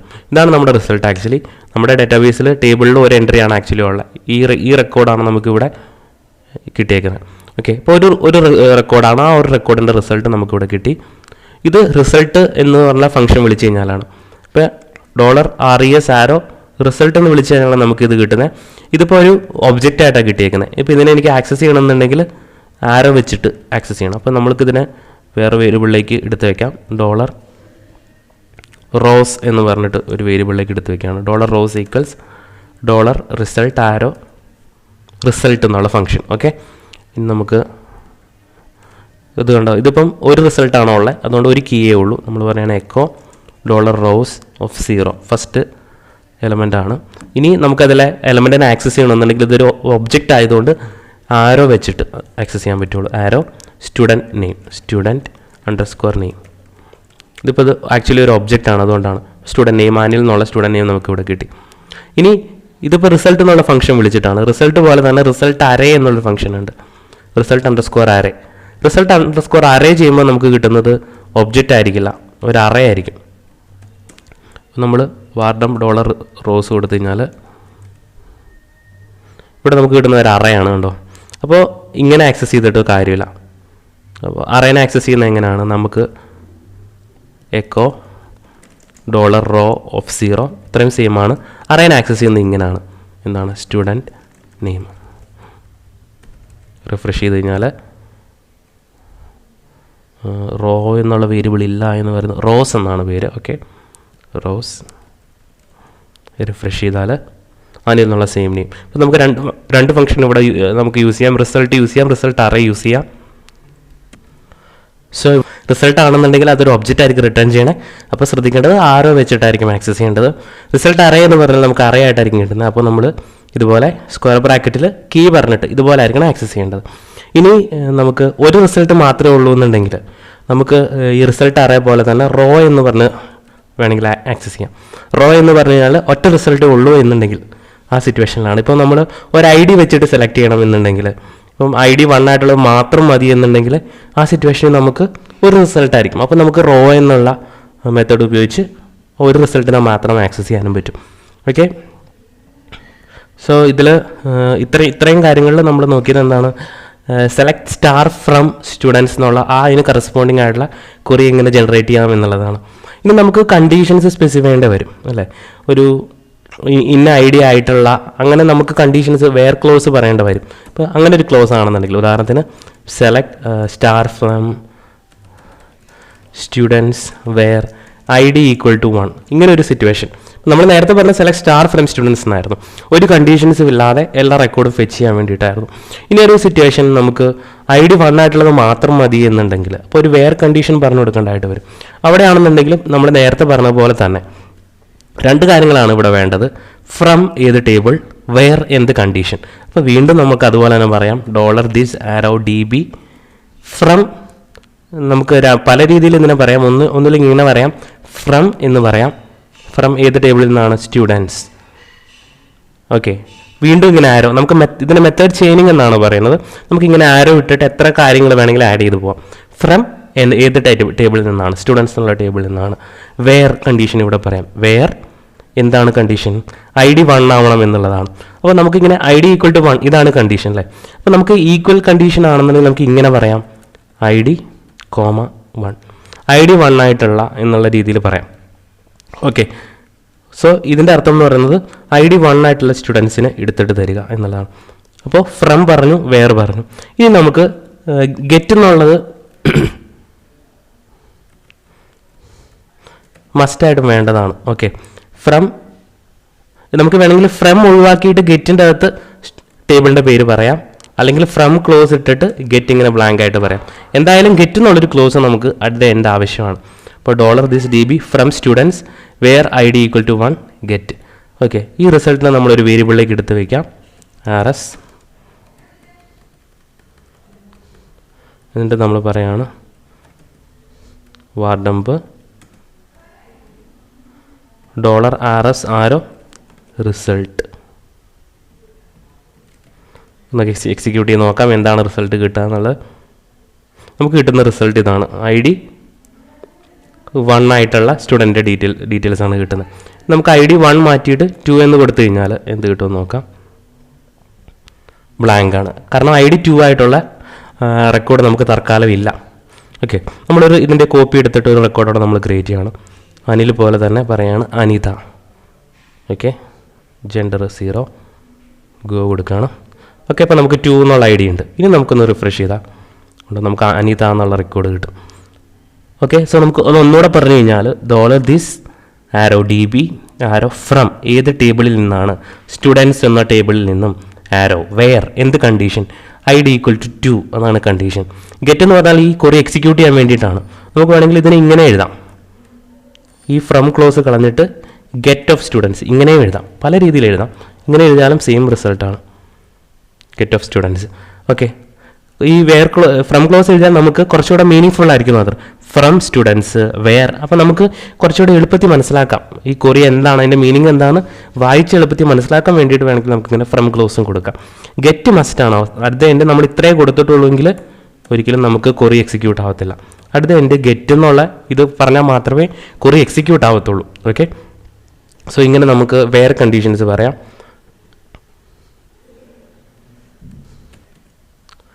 സോ ഇനി ഇതിൻ്റെ തന്നെ പല വേരിയേഷൻസ് ഉണ്ട്.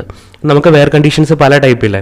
അതായത് ഇപ്പം നമ്മൾ ഈക്വൽ ആണ് നോക്കിയത്. ഇനി വെയർ ID >1 എന്ന് വരാം, <1 എന്ന് വരാം, അതുപോലെ വെയർ ഇൻ വരാം, ലൈക്ക് വരാം. അപ്പോൾ അതിനൊക്കെ ഈ കോഡിഗ്നേറ്ററിൻ്റേതായ രീതികളുണ്ട്.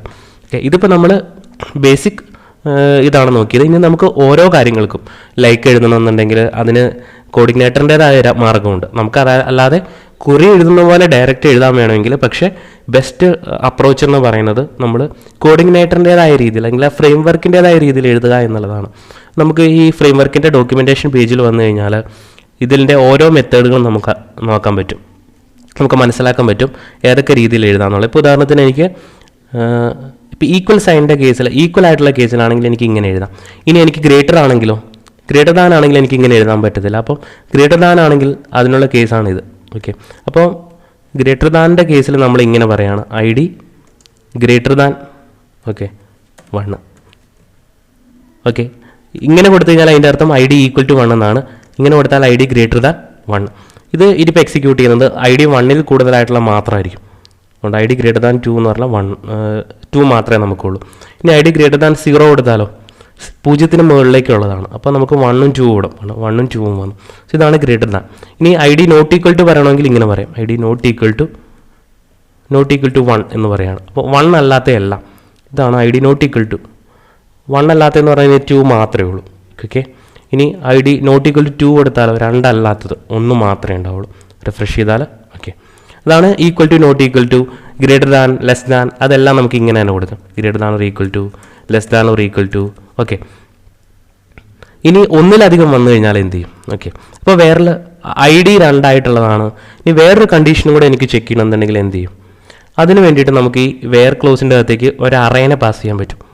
ഓക്കെ, വെയർ ക്ലോസ് ഇപ്പം നമ്മൾ ഒറ്റ കണ്ടീഷനേ ഉള്ളൂ എന്നുണ്ടെങ്കിൽ നമുക്ക് ഇങ്ങനെ 2 വാല്യൂ പാസ് ചെയ്യാം. ID, 2. ഒന്നിലധികം കണ്ടീഷൻ ഉണ്ടെങ്കിലോ അങ്ങനെയാണെന്നുണ്ടെങ്കിൽ നമുക്ക് ഈ വേർ ക്ലോസിൻ്റെ അകത്തേക്ക് ഒരു അറേനെ പാസ് ചെയ്യാം. ഞാനിപ്പോൾ ഒരു അറേ പാസ് ചെയ്യുകയാണ്. സ്ക്വയർ ബ്രാക്കറ്റിൽ പറയുകയാണ്, 2 കണ്ടീഷൻ പറയുകയാണ്. ഒന്ന് ID = 1 ആവണം, അതുപോലെ വേറെ ഏതെങ്കിലും ഒരു കണ്ടീഷൻ കൂടെ പറയുകയാണ്. ജെൻഡർ = 1 ആവണം എന്ന് പറയുകയാണ്. നമ്മൾ പറയുകയാണ് ജെൻഡർ = 1 ആവണം. 2 കണ്ടീഷൻ പറയുകയാണ്. ഓക്കെ, നേരത്തെ ഒരു കണ്ടീഷനെ നമ്മൾ പറഞ്ഞോളൂ. ഒന്നിലധികം കണ്ടീഷൻ വരുന്ന സമയത്ത് നമ്മൾ ഇതുപോലെ ഒരു അറേ പറയുകയാണ്. അറേ പറഞ്ഞിട്ട് പറയുകയാണ് ID 1 ആവണം, ജെൻഡർ 1 ആവണം. നമുക്ക് റിഫ്രഷ് ചെയ്യാൽ ID 1 ജെൻഡർ 1 ആയിട്ടുള്ള ഒരു എറർ റെക്കോർഡ് ചെയ്താണ്. ഓക്കെ, ഇനി ID 2 ജെൻഡർ 1 ആണ് എന്ന് ചെക്ക് ചെയ്ത് നോക്കുക. ID 2 ജെൻഡർ 1 റിഫ്രഷ് ചെയ്ത് കഴിഞ്ഞാൽ ഉണ്ടാവും ID 2 ജെൻഡർ 1 എന്നുള്ള. അപ്പോൾ ID 2 ആയിട്ടുള്ള റെക്കോർഡുണ്ട്, പക്ഷേ ID 2 ജെൻഡർ 1 ആയിട്ടുള്ള റെക്കോർഡില്ല. ഇത് ID 2 ആണ്, പക്ഷേ ജെൻഡർ എന്നുള്ള വാല്യൂ 0 ആണ്. ഓക്കെ, അതേസമയം ഇവിടെ നമ്മൾ 0 എന്ന് കൊടുത്തിരുന്നെങ്കിൽ ജെൻഡർ 1 മാറ്റിയിട്ട് 0 എന്ന് കൊടുത്താൽ നമുക്ക് അനിത എന്നുള്ള റെക്കോർഡ് കിട്ടും. ഓക്കെ, സോ ഇങ്ങനെയാണ് നമുക്ക് മൾട്ടിപ്പിൾ കണ്ടീഷൻസ് കൊടുക്കുന്നത്, വേർ കണ്ടീഷൻസ് മൾട്ടിപ്പിൾ കൊടുക്കുന്നത്. ഇനി നമുക്ക് ഇൻ ക്ലോസ് വരും അല്ലേ, അതായത് select star from students where ID in എന്ന് പറഞ്ഞിട്ട് വരും അല്ല, ID 1, 2 ഇങ്ങനെ വരും. ആ കേസ് നമുക്ക് നോക്കാനായിട്ട് നമുക്ക് വേർ ഇൻ എന്നുള്ളൊരു ക്ലോസ് ഉണ്ട്, വേർ ഇൻ എന്നുള്ള ക്ലോസ്.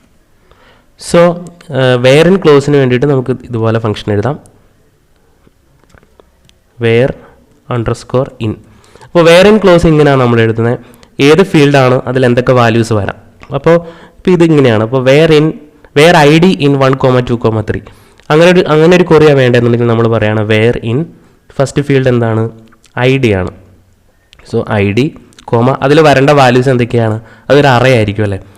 അപ്പോൾ ഇവിടെ നമ്മൾ അറേയിൽ പറയാമാണ് 1, 2, 3. അപ്പോൾ ശ്രദ്ധിക്കുക, where underscore in, where in ഏത് ഫീൽഡാണ് അതിൽ വരേണ്ട മൾട്ടിപ്പിൾ വാല്യൂസ് അതൊരു അറേ ആയിട്ട് കൊടുക്കുകയാണ് 1, 2, 3. അപ്പോൾ ID 1 ആയിട്ടുള്ള അല്ലെങ്കിൽ 2 ആയിട്ടുള്ള അല്ലെങ്കിൽ 3 ആയിട്ടുള്ള റെക്കോർഡ്സ് സ്റ്റുഡൻസ് എന്നുള്ള ഇതിൻ്റെ അകത്തുനിന്ന് എടുത്തുകൊണ്ട് വരും. ഓക്കെ, അല്ല 1 ഉം 2 ആണ് ഇപ്പോൾ ഉള്ളത്. ഇനി നമ്മളിപ്പോൾ ഇതിൻ്റെ അകത്ത് 1 മാത്രമേ കൊടുത്തുള്ളൂ എന്ന് കരുതുക. അപ്പോൾ ID 1 ആയിട്ടുള്ളത് മാത്രം. ഇതാണ് ഇൻ ക്ലോസ് എന്ന് പറയുന്നത്. അതായത് നമുക്ക് വേർ ഇൻ കണ്ടീഷൻ സ്പെസിഫൈ ചെയ്യാൻ വേണ്ടിയിട്ടുള്ള മാർഗ്ഗമാണത്. ഇനിയുള്ളതെന്ന് പറഞ്ഞാൽ നമുക്ക് എങ്ങനെ ലൈക്ക് ക്ലോസ് യൂസ് ചെയ്യാം എന്നുള്ളതാണ്. അപ്പോൾ ലൈക്ക് യൂസ് ചെയ്യാനായിട്ട് നമുക്ക് ലൈക്ക് എന്നുള്ളൊരു ഫംഗ്ഷൻ അതിൻ്റെ അകത്ത് അവൈലബിൾ ആണ്. അതിൽ പല വേരിയേഷൻസ് ഉണ്ട്. നമുക്കറിയാം ലൈക്ക് നമ്മൾ യൂസ് ചെയ്യുമ്പം വൈൽഡ് കാർഡ് ക്യാരക്ടർ യൂസ് ചെയ്യും. അപ്പം ഇപ്പോൾ wild card ABC, wild card ഇങ്ങനെയൊക്കെ നമ്മൾ വൈൽഡ് കാർഡ് ക്യാരക്ടേഴ്സ് യൂസ് ചെയ്യും. അപ്പോൾ അത് നമുക്ക് കോഡിഗ്നേറ്ററിൻ്റെ രീതിയിൽ എഴുതണമെന്നുണ്ടെങ്കിൽ നമുക്ക് സെയിം ഇതിൻ്റെ തന്നെ ഒരു കോപ്പി എടുക്കാം. ഓക്കെ, ദെൻ ആദ്യത്തേത് കമൻറ്റ് ചെയ്യുന്നു. ഇനി വെയർ ഇൻ എന്നുള്ളതിന് പകരം നമ്മൾ ലൈക്ക് എന്നുള്ള കണ്ടീഷനാണ് പറയുന്നത്. ലൈക്ക് നമ്മൾ പറയുന്ന ഈ സ്റ്റുഡൻറ്റിൻ്റെ എന്തെങ്കിലും ഒരു പ്രോപ്പർട്ടി, ഇപ്പോൾ സ്റ്റുഡൻറ്റ് നെയിം AN ഇതിൽ ആരംഭിക്കുന്നതായിരിക്കണം എന്ന് കരുതുക. അങ്ങനെയാണെങ്കിൽ നമ്മൾ പറയുന്ന സ്റ്റുഡൻറ്റ് നെയിം ഏതിലാണ് ANൽ ആരംഭിക്കുന്നതായിരിക്കണം. അപ്പോൾ നമ്മൾ ലൈക്ക് ക്ലോസ് എഴുതി നോക്കുകയാണ്.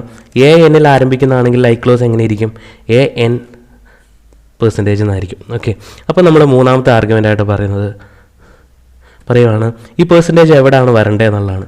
% നമ്മൾ സെർച്ച് ചെയ്യുന്നതിന് മുൻപേ ആണോ ശേഷമാണോ വരേണ്ടത്. ഇതിപ്പം നമ്മൾ സെർച്ച് ചെയ്യുന്ന ടേം AN ആണ്, അതിന് ശേഷമാണ്. അപ്പോൾ ഇതിന് ആഫ്റ്റർ എന്നായിരിക്കും വരിക.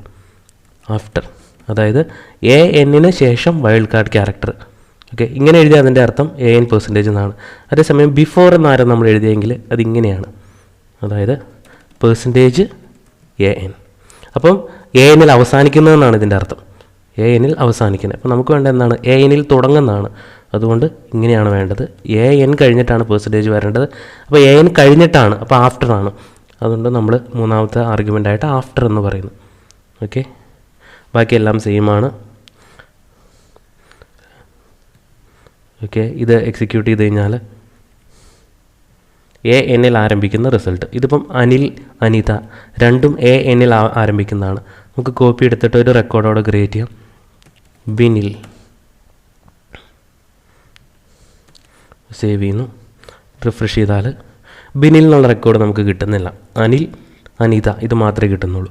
ഓക്കെ, നമുക്ക് AN മാറ്റിയിട്ട് BI എന്ന് കൊടുക്കാം.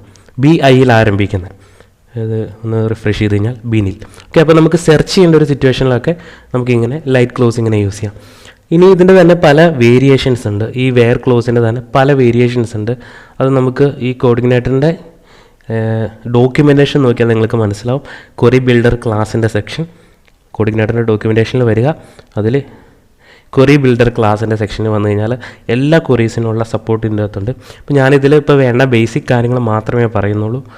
ബാക്കി കാര്യങ്ങളെല്ലാം നിങ്ങൾക്ക് ഈ ഡോക്യുമെൻറ്റേഷൻ വായിച്ച് മനസ്സിലാക്കാൻ പറ്റും. നമ്മളുടെ ഏറ്റവും ബേസിക് ആയുള്ള ട്യൂട്ടോറിയൽ സീരീസാണ്. അതുകൊണ്ട് ഏറ്റവും ബേസിക്കായ കാര്യങ്ങൾ മാത്രമേ ഞാനിതിൽ കവർ ചെയ്യുന്നുള്ളൂ. നിങ്ങൾക്ക് ഈ ഡോക്യുമെൻറ്റേഷൻ പേജ് വായിച്ചാൽ ഇതിൻ്റെ പല വേരിയേഷൻസ്, പല ഫീച്ചേഴ്സും ഇതിൻ്റെ അകത്ത് വായിച്ചെടുത്ത് മനസ്സിലാക്കാൻ പറ്റും. ഓക്കെ, ഇനിയുള്ളത് നമുക്ക് സോർട്ടിംഗ് ആണ്. സോർട്ടിംഗ് നമ്മൾ ഓർഡർ ബൈ എന്നുള്ള ക്ലോസ് യൂസ് ചെയ്തിട്ടാണ് നമ്മൾ നോർമലി MySQLൻ്റെ അകത്തൊക്കെ നമ്മൾ സോർട്ട് ചെയ്യുന്നത്. ഇതിൻ്റെ അകത്തും അതുപോലെ തന്നെയാണ്. സോർട്ട് ചെയ്യാനായിട്ട് ഓർഡർ ബൈ എന്നുള്ള ഒരു മെത്തേഡ് ഇതിൻ്റെ അകത്ത് അവൈലബിൾ ആണ്. സോ അതിനായിട്ട് നമുക്ക് ഇതിൻ്റെ ഒരു കോപ്പി എടുക്കാം. ഈ ക്വറിയുടെ ഒരു കോപ്പി എടുക്കുന്നു. ദെൻ നമ്മൾ ഈ ലൈറ്റ് ക്ലോസ് കളയുവാണ്. കാരണം നമുക്ക് എല്ലാ റിസൾട്ടും വേണം. എങ്കിൽ മാത്രമേ നമുക്ക് സോർട്ട് ചെയ്യാൻ ആ സോർട്ടിങ് കണ്ട് മനസ്സിലാക്കാൻ പറ്റുള്ളൂ. അപ്പോൾ നമ്മൾ എല്ലാ റിസൾട്ടും എടുക്കാൻ പറയുവാണ്. അപ്പം മുഴുവൻ റിസൾട്ടും ഉണ്ട്. നമുക്കിതിനെ സോർട്ട് ചെയ്യണം. അപ്പോൾ നമ്മൾ ഒരു കാര്യം പ്രത്യേകം ശ്രദ്ധിക്കണം, ഗെറ്റ് എപ്പോഴും അവസാനമായിരിക്കണം.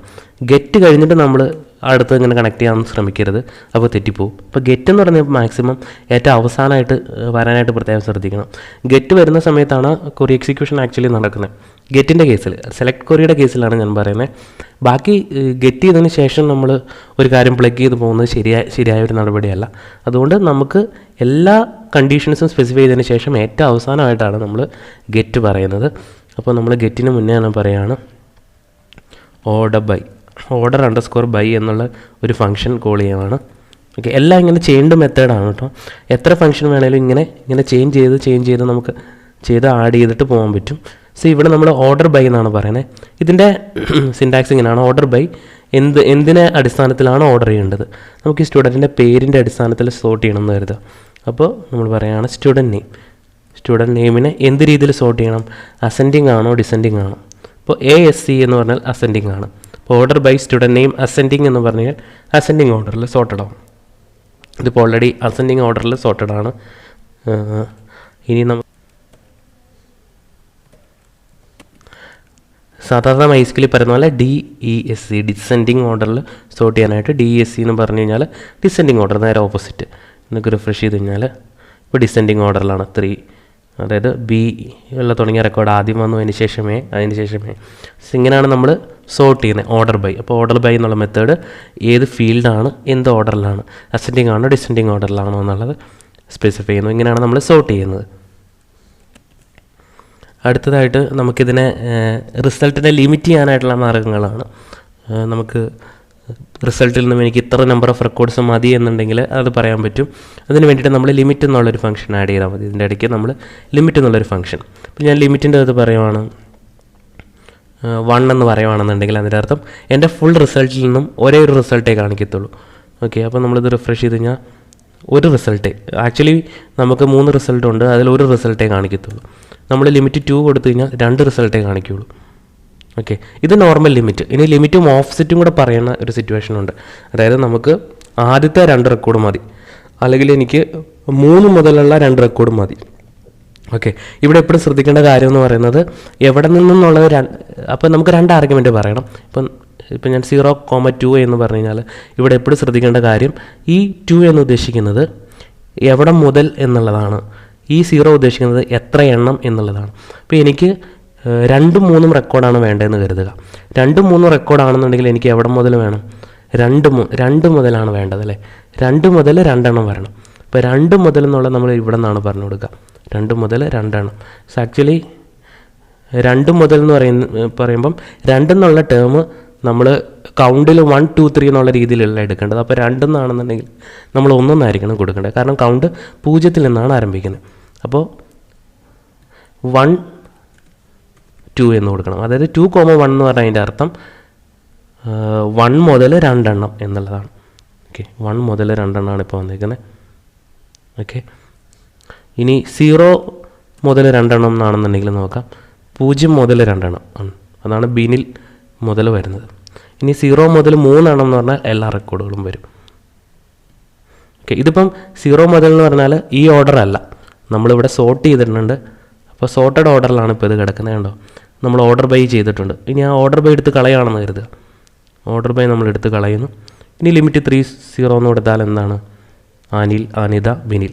ഇനി എനിക്ക് ഇത് രണ്ടും മതി എന്നുണ്ടെങ്കിൽ എന്ത് ഞാൻ പറയും? 1 മുതൽ 2 എണ്ണം. ഇതിൻ്റെ ഇൻഡെക്സ് 1 അല്ലേ, അപ്പോൾ 1 മുതൽ 2 എണ്ണം. ആ 1 മുതൽ എന്നുള്ളത് രണ്ടാമതാണ് പറയുന്നത്. 1 മുതൽ എത്ര എണ്ണം? 2 എണ്ണം.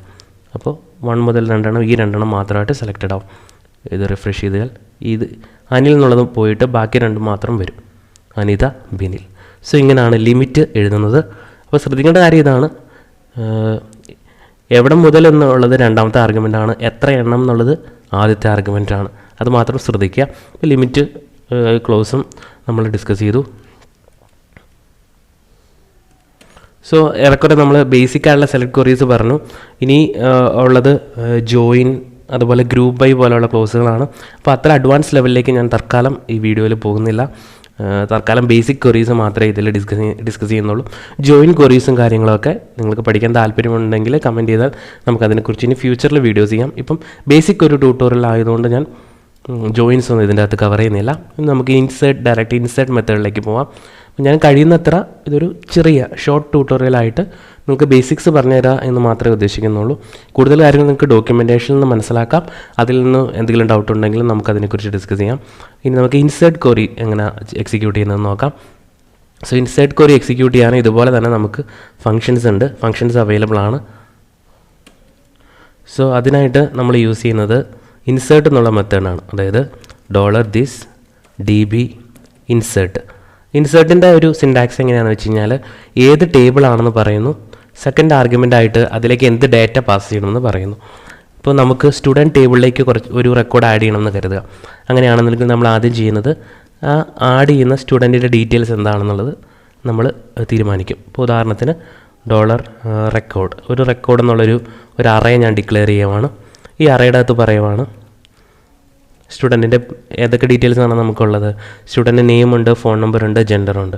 അപ്പോൾ സെയിം കീ ഉപയോഗിച്ച് ഇപ്പോൾ ഇവിടെ ഇതിൻ്റെ പേരെന്താണ്? student_name എന്നാണ്. അപ്പോൾ അതേ കീ വെച്ച് തന്നെ നമ്മൾ പറയുകയാണ് student_name എന്ന് പറഞ്ഞിട്ട് നമ്മൾ പറയുവാണ് അഖിൽ,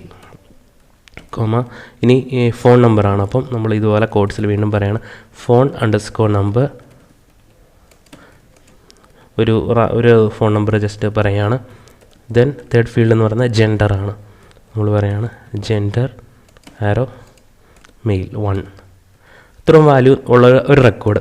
ഇനി ഇതാണ് നമ്മൾ ഇൻസേർട്ട് ചെയ്യുന്നത്. അല്ലാതെ നമ്മൾ ഇൻസേർട്ട് ഇൻറ്റു എന്നുള്ളൊരു ക്വറി എഴുതിയല്ല, ഇൻസേർട്ട് ഇൻറ്റു എന്നുള്ളൊരു ക്വറി എഴുതിയിട്ടല്ല നമ്മൾ ഇൻസേർട്ട് ചെയ്യാൻ പോകുന്നത്. സോ നമ്മൾ ഇൻസേർട്ട് ചെയ്യേണ്ട ഒരു അറേ ക്രിയേറ്റ് ചെയ്തു. ഇനി നമ്മൾ പറയുകയാണ് ഏത് ടേബിളിലേക്കാണ്, നമുക്ക് സ്റ്റുഡൻസ് എന്നുള്ള ടേബിളിലേക്കാണ് പോകേണ്ടത്. അപ്പം ഇൻസേർട്ട് സ്റ്റുഡൻസ്, എന്ത് ഡാറ്റയാണ് ഇൻസേർട്ട് ചെയ്യേണ്ടത്, ഈ റെക്കോർഡാണ് നമുക്ക് ഇൻസേർട്ട് ചെയ്യേണ്ടത്. ഓക്കെ, സോ നമ്മൾ പറയുകയാണ് $റെക്കോർഡ്. അപ്പോൾ ഈ ഡീറ്റെയിൽസ് വെച്ചിട്ടുള്ളൊരു റെക്കോർഡ് നമ്മുടെ DBയിൽ ഇൻസേർട്ട് ആവും. നമ്മൾ സേവ് ചെയ്യുന്നു. അതിനുശേഷം ഈ പേജ് ഒന്ന് എക്സിക്യൂട്ട് ചെയ്യാണ്. റിസൾട്ട് ഒന്നുമില്ല, കാരണം നമ്മളിവിടെ ഒന്നും ഡിസ്പ്ലേ ചെയ്യാൻ പറഞ്ഞിട്ടില്ല. ഒന്നും കാണാനായിട്ട് ഇവിടെ എല്ലാം ഡിസ്പ്ലേ ചെയ്യാനില്ല. അതേസമയം നമ്മുടെ ഡാറ്റാബേസിൽ പോയിട്ട് നോക്കാം. നമുക്ക് ഈ ഡാറ്റാബേസ് ഒന്ന് റിഫ്രഷ് ചെയ്യാം. ഇവിടെ ഒരു പുതിയ റെക്കോർഡ് കയറിയിരിക്കുന്നത് കാണാം, അഖിൽ 4567. നമ്മൾ കൊടുത്ത ഡീറ്റെയിൽ വെച്ചിട്ട് ചെറിയൊരു മോഡിഫിക്കേഷൻ വരുത്തിയിട്ട്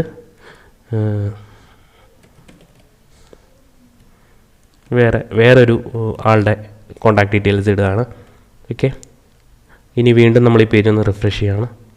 എന്നിട്ട് ഈ PHP-MyAdmin പോയി കഴിഞ്ഞാൽ ആ റെക്കോർഡ് ഇവിടെ അപ്ഡേറ്റ് ആയി.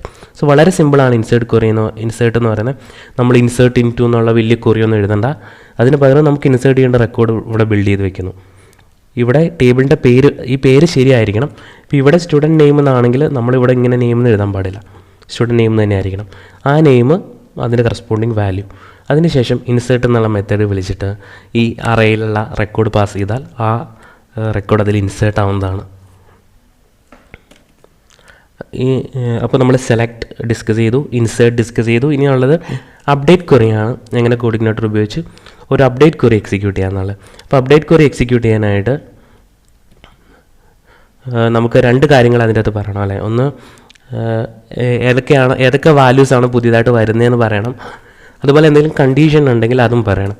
അതായത് ഒരു അപ്ഡേറ്റ് ക്വറിയുടെ സ്ട്രക്ചർ ഇങ്ങനെയാണ്: അപ്ഡേറ്റ്, ടേബിള്, പിന്നെ പറയേണ്ടതാണ് സെറ്റ്, ഫീൽഡ്, അതിൻ്റെ വാല്യൂ, അടുത്ത ഫീൽഡ് ഉണ്ടെങ്കിൽ അതിൻ്റെ വാല്യൂ, വേറെ കണ്ടീഷൻ ഉണ്ടെങ്കിൽ അത്. ഇങ്ങനെയാണ് അപ്ഡേറ്റ് പോകുന്നത്.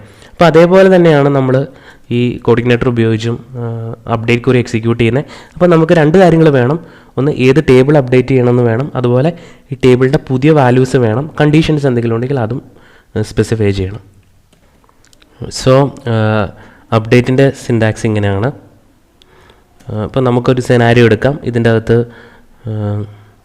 അനിൽ എന്നുള്ള ആളുടെ പേര് മാറ്റിയിട്ട് അനിൽ കുമാർ എന്നാക്കണം എന്ന് കരുതുക. അപ്പോൾ എന്ത് ബേസ് ചെയ്തിട്ടാണ് നമുക്ക് നെയിം മാറ്റാൻ പറ്റുക? ID 1 ആയിട്ടുള്ള. അപ്പോൾ അനിലിൻ്റെ ആണെന്നുണ്ടെങ്കിൽ അനിലിൻ്റെ ID 1 ആണ്. അപ്പോൾ 1 എന്നുള്ള ID ഉള്ള ആളുടെ നെയിം മാറ്റിയിട്ട് അനിൽ എന്നുള്ള മാറ്റിയിട്ട് അനിൽ കുമാർ എന്നാക്കണം. അതാണ് ക്വറി. അപ്പോൾ നമ്മൾ പറയുകയാണ് $this db.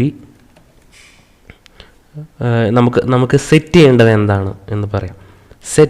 എന്താണ് സെറ്റ് ചെയ്യേണ്ടത്? സ്റ്റുഡൻറ്റ് നെയിമാണ് സെറ്റ് ചെയ്യേണ്ടത്. എന്തായിട്ടാണ് സെറ്റ് ചെയ്യേണ്ടത്? student_name.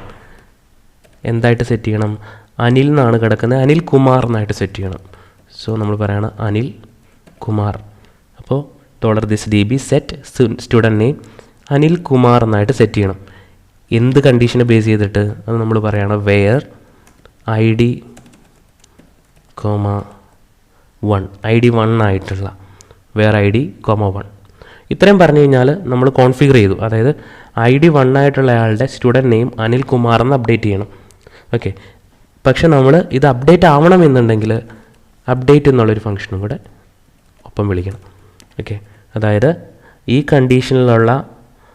കണ്ടീഷനെ ബേസ് ചെയ്തുള്ള റെക്കോർഡിൽ ഈ തരത്തിലുള്ളൊരു മാറ്റം വരുത്തണം. ഈ അപ്ഡേറ്റ് എന്ന് വിളിക്കുമ്പോൾ ആ മാറ്റം ആക്ച്വലി അപ്ഡേറ്റഡ് ആവും. Okay. So $this db set student name Anil Kumar എന്നാക്കുക. വേർ ID 1 ആയിട്ടുള്ള ആളുടെ സ്റ്റുഡൻറ്റ് നെയിം അനിൽ കുമാർ എന്നാക്കുക. ദെൻ ആ ഓപ്പറേഷൻ അപ്ഡേറ്റ് ചെയ്യുക. സോ ഇത് നമ്മൾ പേജിൽ വന്നിട്ട് റിഫ്രഷ് ചെയ്ത് കഴിഞ്ഞാൽ ഒരു കാര്യം ഞാൻ മിസ്സാക്കി. ടേബിളിൻ്റെ പേര് നമ്മൾ പറഞ്ഞു കൊടുത്തില്ല അല്ലേ. നമ്മൾ പറഞ്ഞു സ്റ്റുഡൻറ്റ് നെയിം അനിൽ കുമാർ എന്നാക്കണം എന്ന് പറഞ്ഞു, ID 1. പക്ഷേ ഏത് ടേബിളാണെന്ന് നമ്മൾ പറഞ്ഞില്ല. അപ്പോൾ നമ്മൾ അപ്ഡേറ്റിൻ്റെ അകത്ത് ടേബിളിൻ്റെ പേര് പറഞ്ഞു കൊടുക്കണം. ഇത് മിസ്സായിപ്പോയതാണ്. സോ അപ്ഡേറ്റ് സ്റ്റുഡൻസ് എന്നുള്ള ടേബിൾ അപ്ഡേറ്റ് ചെയ്യണം. എങ്ങനെ അപ്ഡേറ്റ് ചെയ്യണം? സ്റ്റുഡൻറ്റ് നെയിം അനിൽ കുമാർ എന്നാക്കണം, അതുപോലെ ID 1 എന്നാക്കണം. ഓക്കെ. നമുക്ക് റിഫ്രഷ് ചെയ്യാം. ഓക്കെ. ഇപ്പോൾ നമുക്ക് ആക്ച്വലി കാണാനുള്ള ഔട്ട്പുട്ട് ഒന്നും കാണാൻ നമ്മൾ പറഞ്ഞിട്ടില്ല, ബട്ട് അപ്ഡേഷൻ അവിടെ നടന്നിട്ടുണ്ട്. നമുക്ക് നമ്മുടെ ഡാറ്റാബേസിൽ പോയി നോക്കാം. ഈ അനിൽ എന്നുള്ള ആളുടെ പേര് മാറിയിട്ടുണ്ടോ? നമുക്കൊന്ന് റിഫ്രഷ് ചെയ്യാം. അനിൽ എന്നുള്ള പേര് മാറിയിട്ട് അനിൽ കുമാർ എന്നായി. ഓക്കെ. അപ്പോൾ നിങ്ങൾ ഒന്നുകൂടെ ശ്രദ്ധിക്കുക. $this db സെറ്റ് ഏത് ഫീൽഡാണ്, എന്ത് വാല്യൂ ആണ് സെറ്റ് ചെയ്യേണ്ടത്. അത് കഴിഞ്ഞു. എന്ത് കണ്ടീഷൻ ഇത് ഓപ്ഷനിലാണ്, ഇത് വേണമെന്നില്ല. ഈ കണ്ടീഷൻ പറഞ്ഞിട്ടില്ലെങ്കിൽ എന്ത് പറ്റും? നമ്മൾ പറഞ്ഞേക്കുന്നത് എന്താണ്? സ്റ്റുഡൻറ്റ് നെയിം അനിൽ കുമാർ ആക്കണം. സ്റ്റുഡൻസിൻ്റെ എല്ലാ സ്റ്റുഡൻസിൻ്റെയും പേര് അനിൽ കുമാർ എന്നാവും ഇത് എക്സിക്യൂട്ട് ചെയ്ത് കഴിഞ്ഞാൽ. ഇത് സേവ് ചെയ്ത് എക്സിക്യൂട്ട് ചെയ്യുകയാണെന്ന് കരുതുക. എല്ലാ സ്റ്റുഡൻസിൻ്റെയും റിഫ്രഷ് ചെയ്താൽ എല്ലാവരുടെയും പേര് അനിൽ കുമാർ എന്നായി. കാരണം നമ്മൾ ഒരു കണ്ടീഷനും പറഞ്ഞിട്ടില്ല. ഓക്കെ.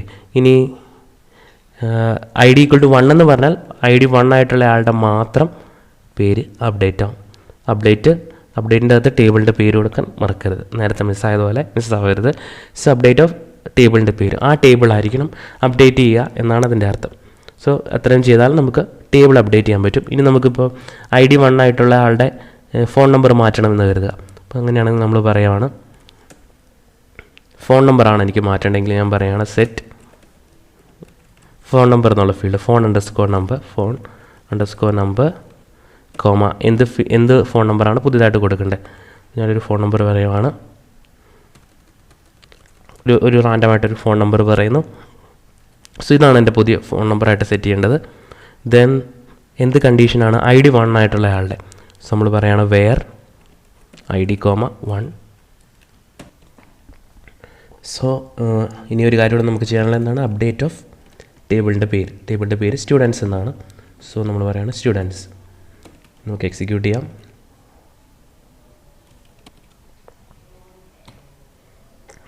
സോ ഇപ്പോൾ ആ ക്വറി എക്സിക്യൂട്ട് ആയിട്ടുണ്ട്. നമുക്ക് ഇവിടെ ഒന്ന് റിഫ്രഷ് ചെയ്ത് നോക്കാം. ഉണ്ടോ ID 1 ആയിട്ടുള്ള ആളുടെ ഫോൺ നമ്പർ നമ്മൾ പറഞ്ഞ രീതിയിൽ അപ്ഡേറ്റ് ആയി.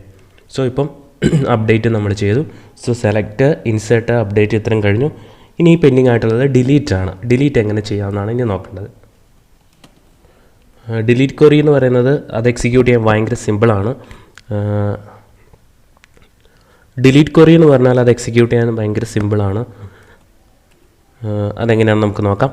അപ്പോൾ അതിനായിട്ട് നമുക്ക് ID 5 ആയിട്ടുള്ള റെക്കോർഡ് റിമൂവ് ചെയ്യണം എന്ന് കരുതുക. അപ്പോൾ നമുക്കതിന് മുന്നേ ഈ പേര് നേരത്തെ പോലെ തന്നെ ഡിഫറെൻറ്റ് നെയിം ആക്കാം.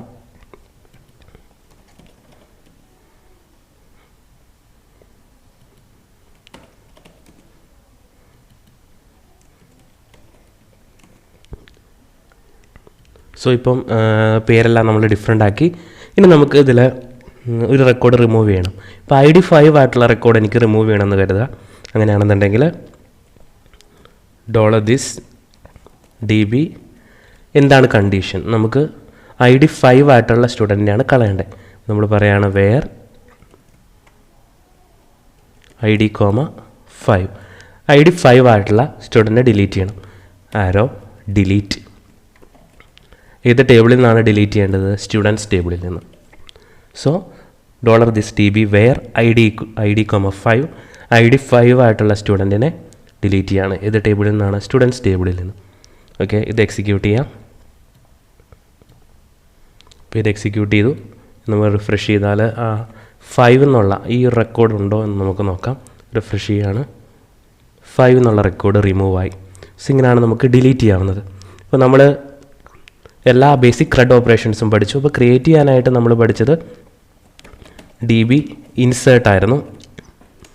അതുപോലെ തന്നെ സെലക്ട് ചെയ്യാനായിട്ട് നമ്മൾ പഠിച്ചത് ഗെറ്റ്, അതുപോലെ വെയർ കണ്ടീഷൻ പറയാൻ വേണ്ടിയിട്ട്, അതുപോലെ അപ്ഡേറ്റ് ചെയ്യാനായിട്ട് നമ്മൾ പഠിച്ചത് അപ്ഡേറ്റ്, അതിൽ വാല്യൂ സെറ്റ് ചെയ്യാൻ വേണ്ടിയിട്ട് നമ്മൾ പഠിച്ചത് സെറ്റ്, അതുപോലെ ഡിലീറ്റിന് വേണ്ടിയിട്ട് ഡിലീറ്റ്.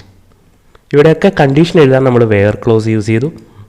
ഓക്കെ, ഇനി അതിൽ തന്നെ നമുക്ക് ലൈക്ക് യൂസ് ചെയ്യാം, അതുപോലെ വെയർ ഇൻ യൂസ് ചെയ്യാം. വെയറിൻ്റെ ഡിഫറെൻറ്റ് വെറൈറ്റീസ് കാണണം എന്നുണ്ടെങ്കിൽ നമ്മുടെ ഡോക്യുമെൻറ്റേഷൻ വായിച്ചാൽ നമുക്ക് മനസ്സിലാവും. സോ ഇപ്പോൾ നമ്മൾ ബേസിക് CRUD ഓപ്പറേഷൻസ്, അതായത് ക്രിയേറ്റ് ചെയ്യാനും റീഡ് ചെയ്യാനും ഡിലീറ്റ് ചെയ്യാനും ഒക്കെയുള്ള ബേസിക് ഓപ്പറേഷൻസ് നമ്മൾ പഠിച്ചു. ഇത് വെച്ചിട്ട് നമുക്കൊരു ചെറിയൊരു ആപ്ലിക്കേഷൻ ഉണ്ടാക്കാം. അതായത് ആഡ്, എഡിറ്റ്, ഡിലീറ്റ് ഇങ്ങനെയുള്ള ഫങ്ഷണാലിറ്റീസ് ഒക്കെ ഒന്ന് ചെക്ക് ചെയ്ത് നോക്കാനായിട്ടുള്ള വളരെ ചെറിയൊരു സ്റ്റുഡൻറ്റ് മാനേജ്മെൻറ്റ് സിസ്റ്റം. അതായത് സ്റ്റുഡൻറ്റിനെ ലിസ്റ്റ് ചെയ്യുന്നു, ഒരു സ്റ്റുഡൻറ്റിനെ ആഡ് ചെയ്യുന്നു, സ്റ്റുഡൻറ്റിനെ ഡിലീറ്റ് ചെയ്യുന്നു, സ്റ്റുഡൻറ്റിനെ എഡിറ്റ് ചെയ്യുന്നു. ഇത്രയും ബേസിക് ഓപ്പറേഷൻസ് ചെയ്യാൻ പറ്റിയ ഒരു ചെറിയ ആപ്ലിക്കേഷൻ കൂടെ ഉണ്ടാക്കി നമ്മൾ ഈ ചെറിയൊരു ക്രാഷ് കോഴ്സ് വൈൻഡ് അപ്പ് ചെയ്യാണ്.